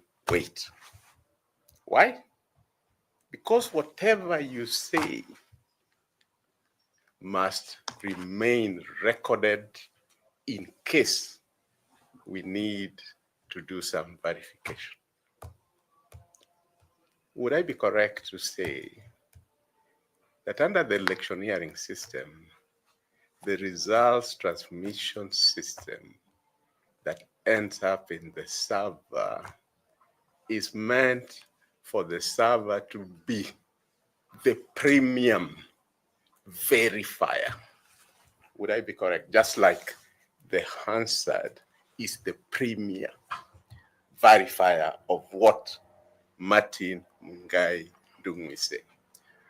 You are spot on, Prof. Would I also be right, because you talked of encryption, because even as you speak, it's encrypted, and if we want to see the prescriptions, then the Hansard will prescribe it and scribe it for us and give us that this is it. Only if you have the credentials to do so. That's what I'm saying. Yes. Exactly. Yes. And that therefore, what the question should be is that when that form 34A yeah, goes to the server, what we should be asking ourselves, and you can tell us an expert, when they are streaming, let's say voting has ended at 6 and 10 from 34As, for those who finished early, go immediately to the server. As an expert, how long does the person who has the credential take to unscribe it and bring it that this is what came? Yeah, that's turnaround time, and that should be instant. Instant. You send money to your person, to the person on the other end, they immediately respond, I've received your money. So the turnaround time should be instant. Thank you very much. Then, if you are Commissioner Martin Mungai Ndungu, instead of Adam Solo and Bore going to the portal looking for Form 34A from where, can't we just, from the word go, agree that these are the persons who have credentials from every party and from Iebc, and therefore these 7 days in which we are still waiting for the returning officer from Turkana, from Marigat, from Lamu, we are waiting for them to arrive.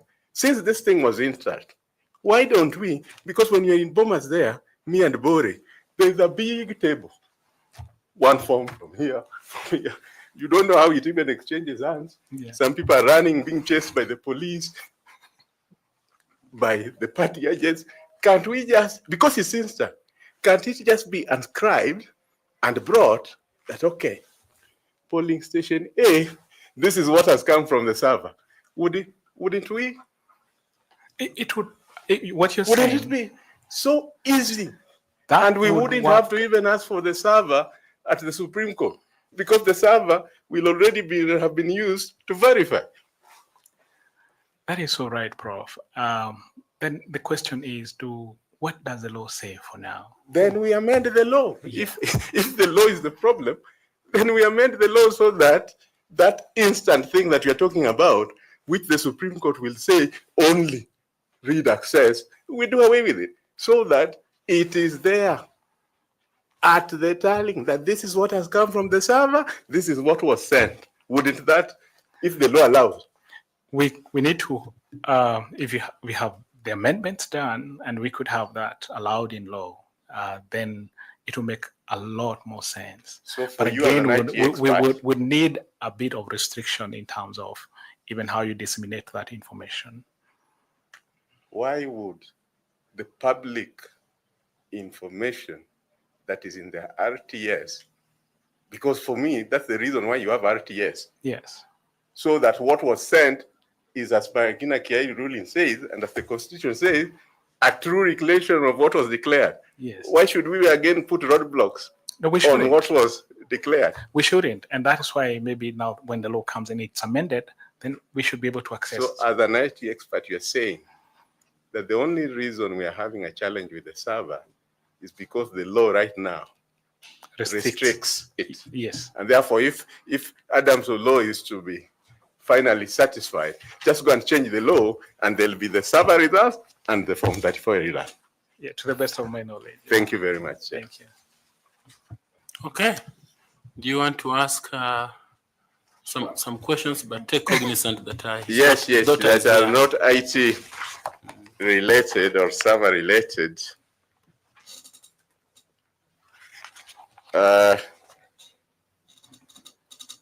My first question to you is, name 2 African leaders who played key roles in the formation of the Organization of African Unity in 1963.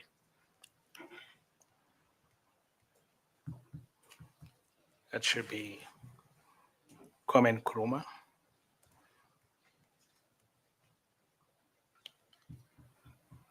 and Haile Selassie. Thank you very much. And because you have done very well, I'll give you a choice, which I've never given somebody, for your next question. Do you want it in geography and landmarks? Do you want it from culture and languages? Do you want it from wildlife and environment? Or do you want it from economy and innovation? Well, geography and landmarks. Geography and landmarks. Yes. Very well. Identify 2 active volcanoes in Africa. Oh. There's Goma in Congo. It's Goma in Congo. There's another one, I should be in the islands, Seychelles. Thank you. Did I get it right? The panel will decide. That's it, right? Thank you very much. Thank you very much, bro. Thank you very much, Martin. We have enjoyed talking to you, and thank you for just shedding light on the things that you know and what you think that can be done with your membership at the Iebc Commission. I don't know whether you have any question or comment finally in a minute. Maybe a comment.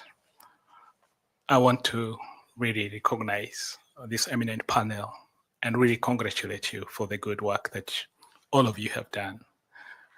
I mean, the entire world is watching, and you have outdone yourselves. Sitting here day in, day out, away from your families, is quite commendable and a great sacrifice to this nation. So, and I think from the bottom of my heart, I really appreciate each and every one of you. My prayer is that God expands your territory and blesses the work of your hand. And finally, my message will be to the Kenyans. Kenya is a beautiful country. I've traveled around the world. We have very good people.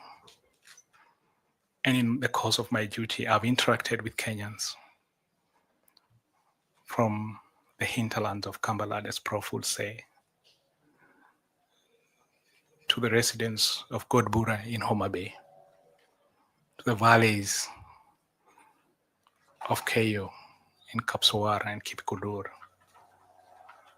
to the northern frontier. We have very good Kenyans. And my appeal to all of us as Kenyans is that let us have faith in the institutions that we have put in place. We are at a very critical point where the next generation is coming in. What legacy are we going to leave for the next generation? Let us work together.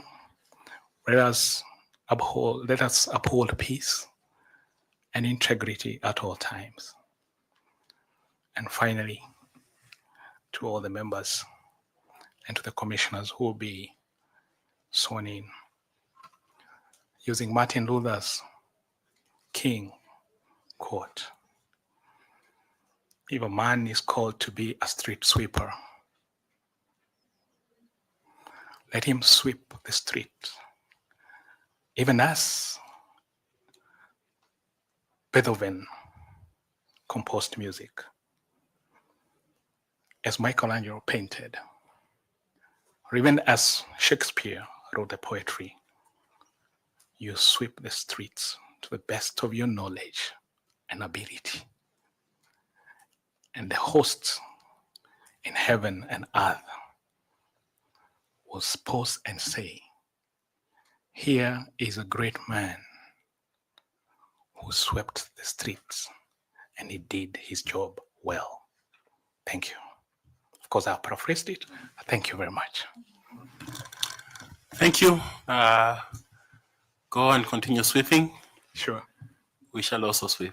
Very well. Your certificates with the gentleman at the door. You will find them as you exit. Thank you very much. Thank you very much. The notebook and the pen are yours. Blessings. Yeah. And the water too. Yes, yes. Thank you. Asante. Asante sana. Thank you. Okay, mom and daughter, thank you for coming. We appreciate it. Yes, thank you.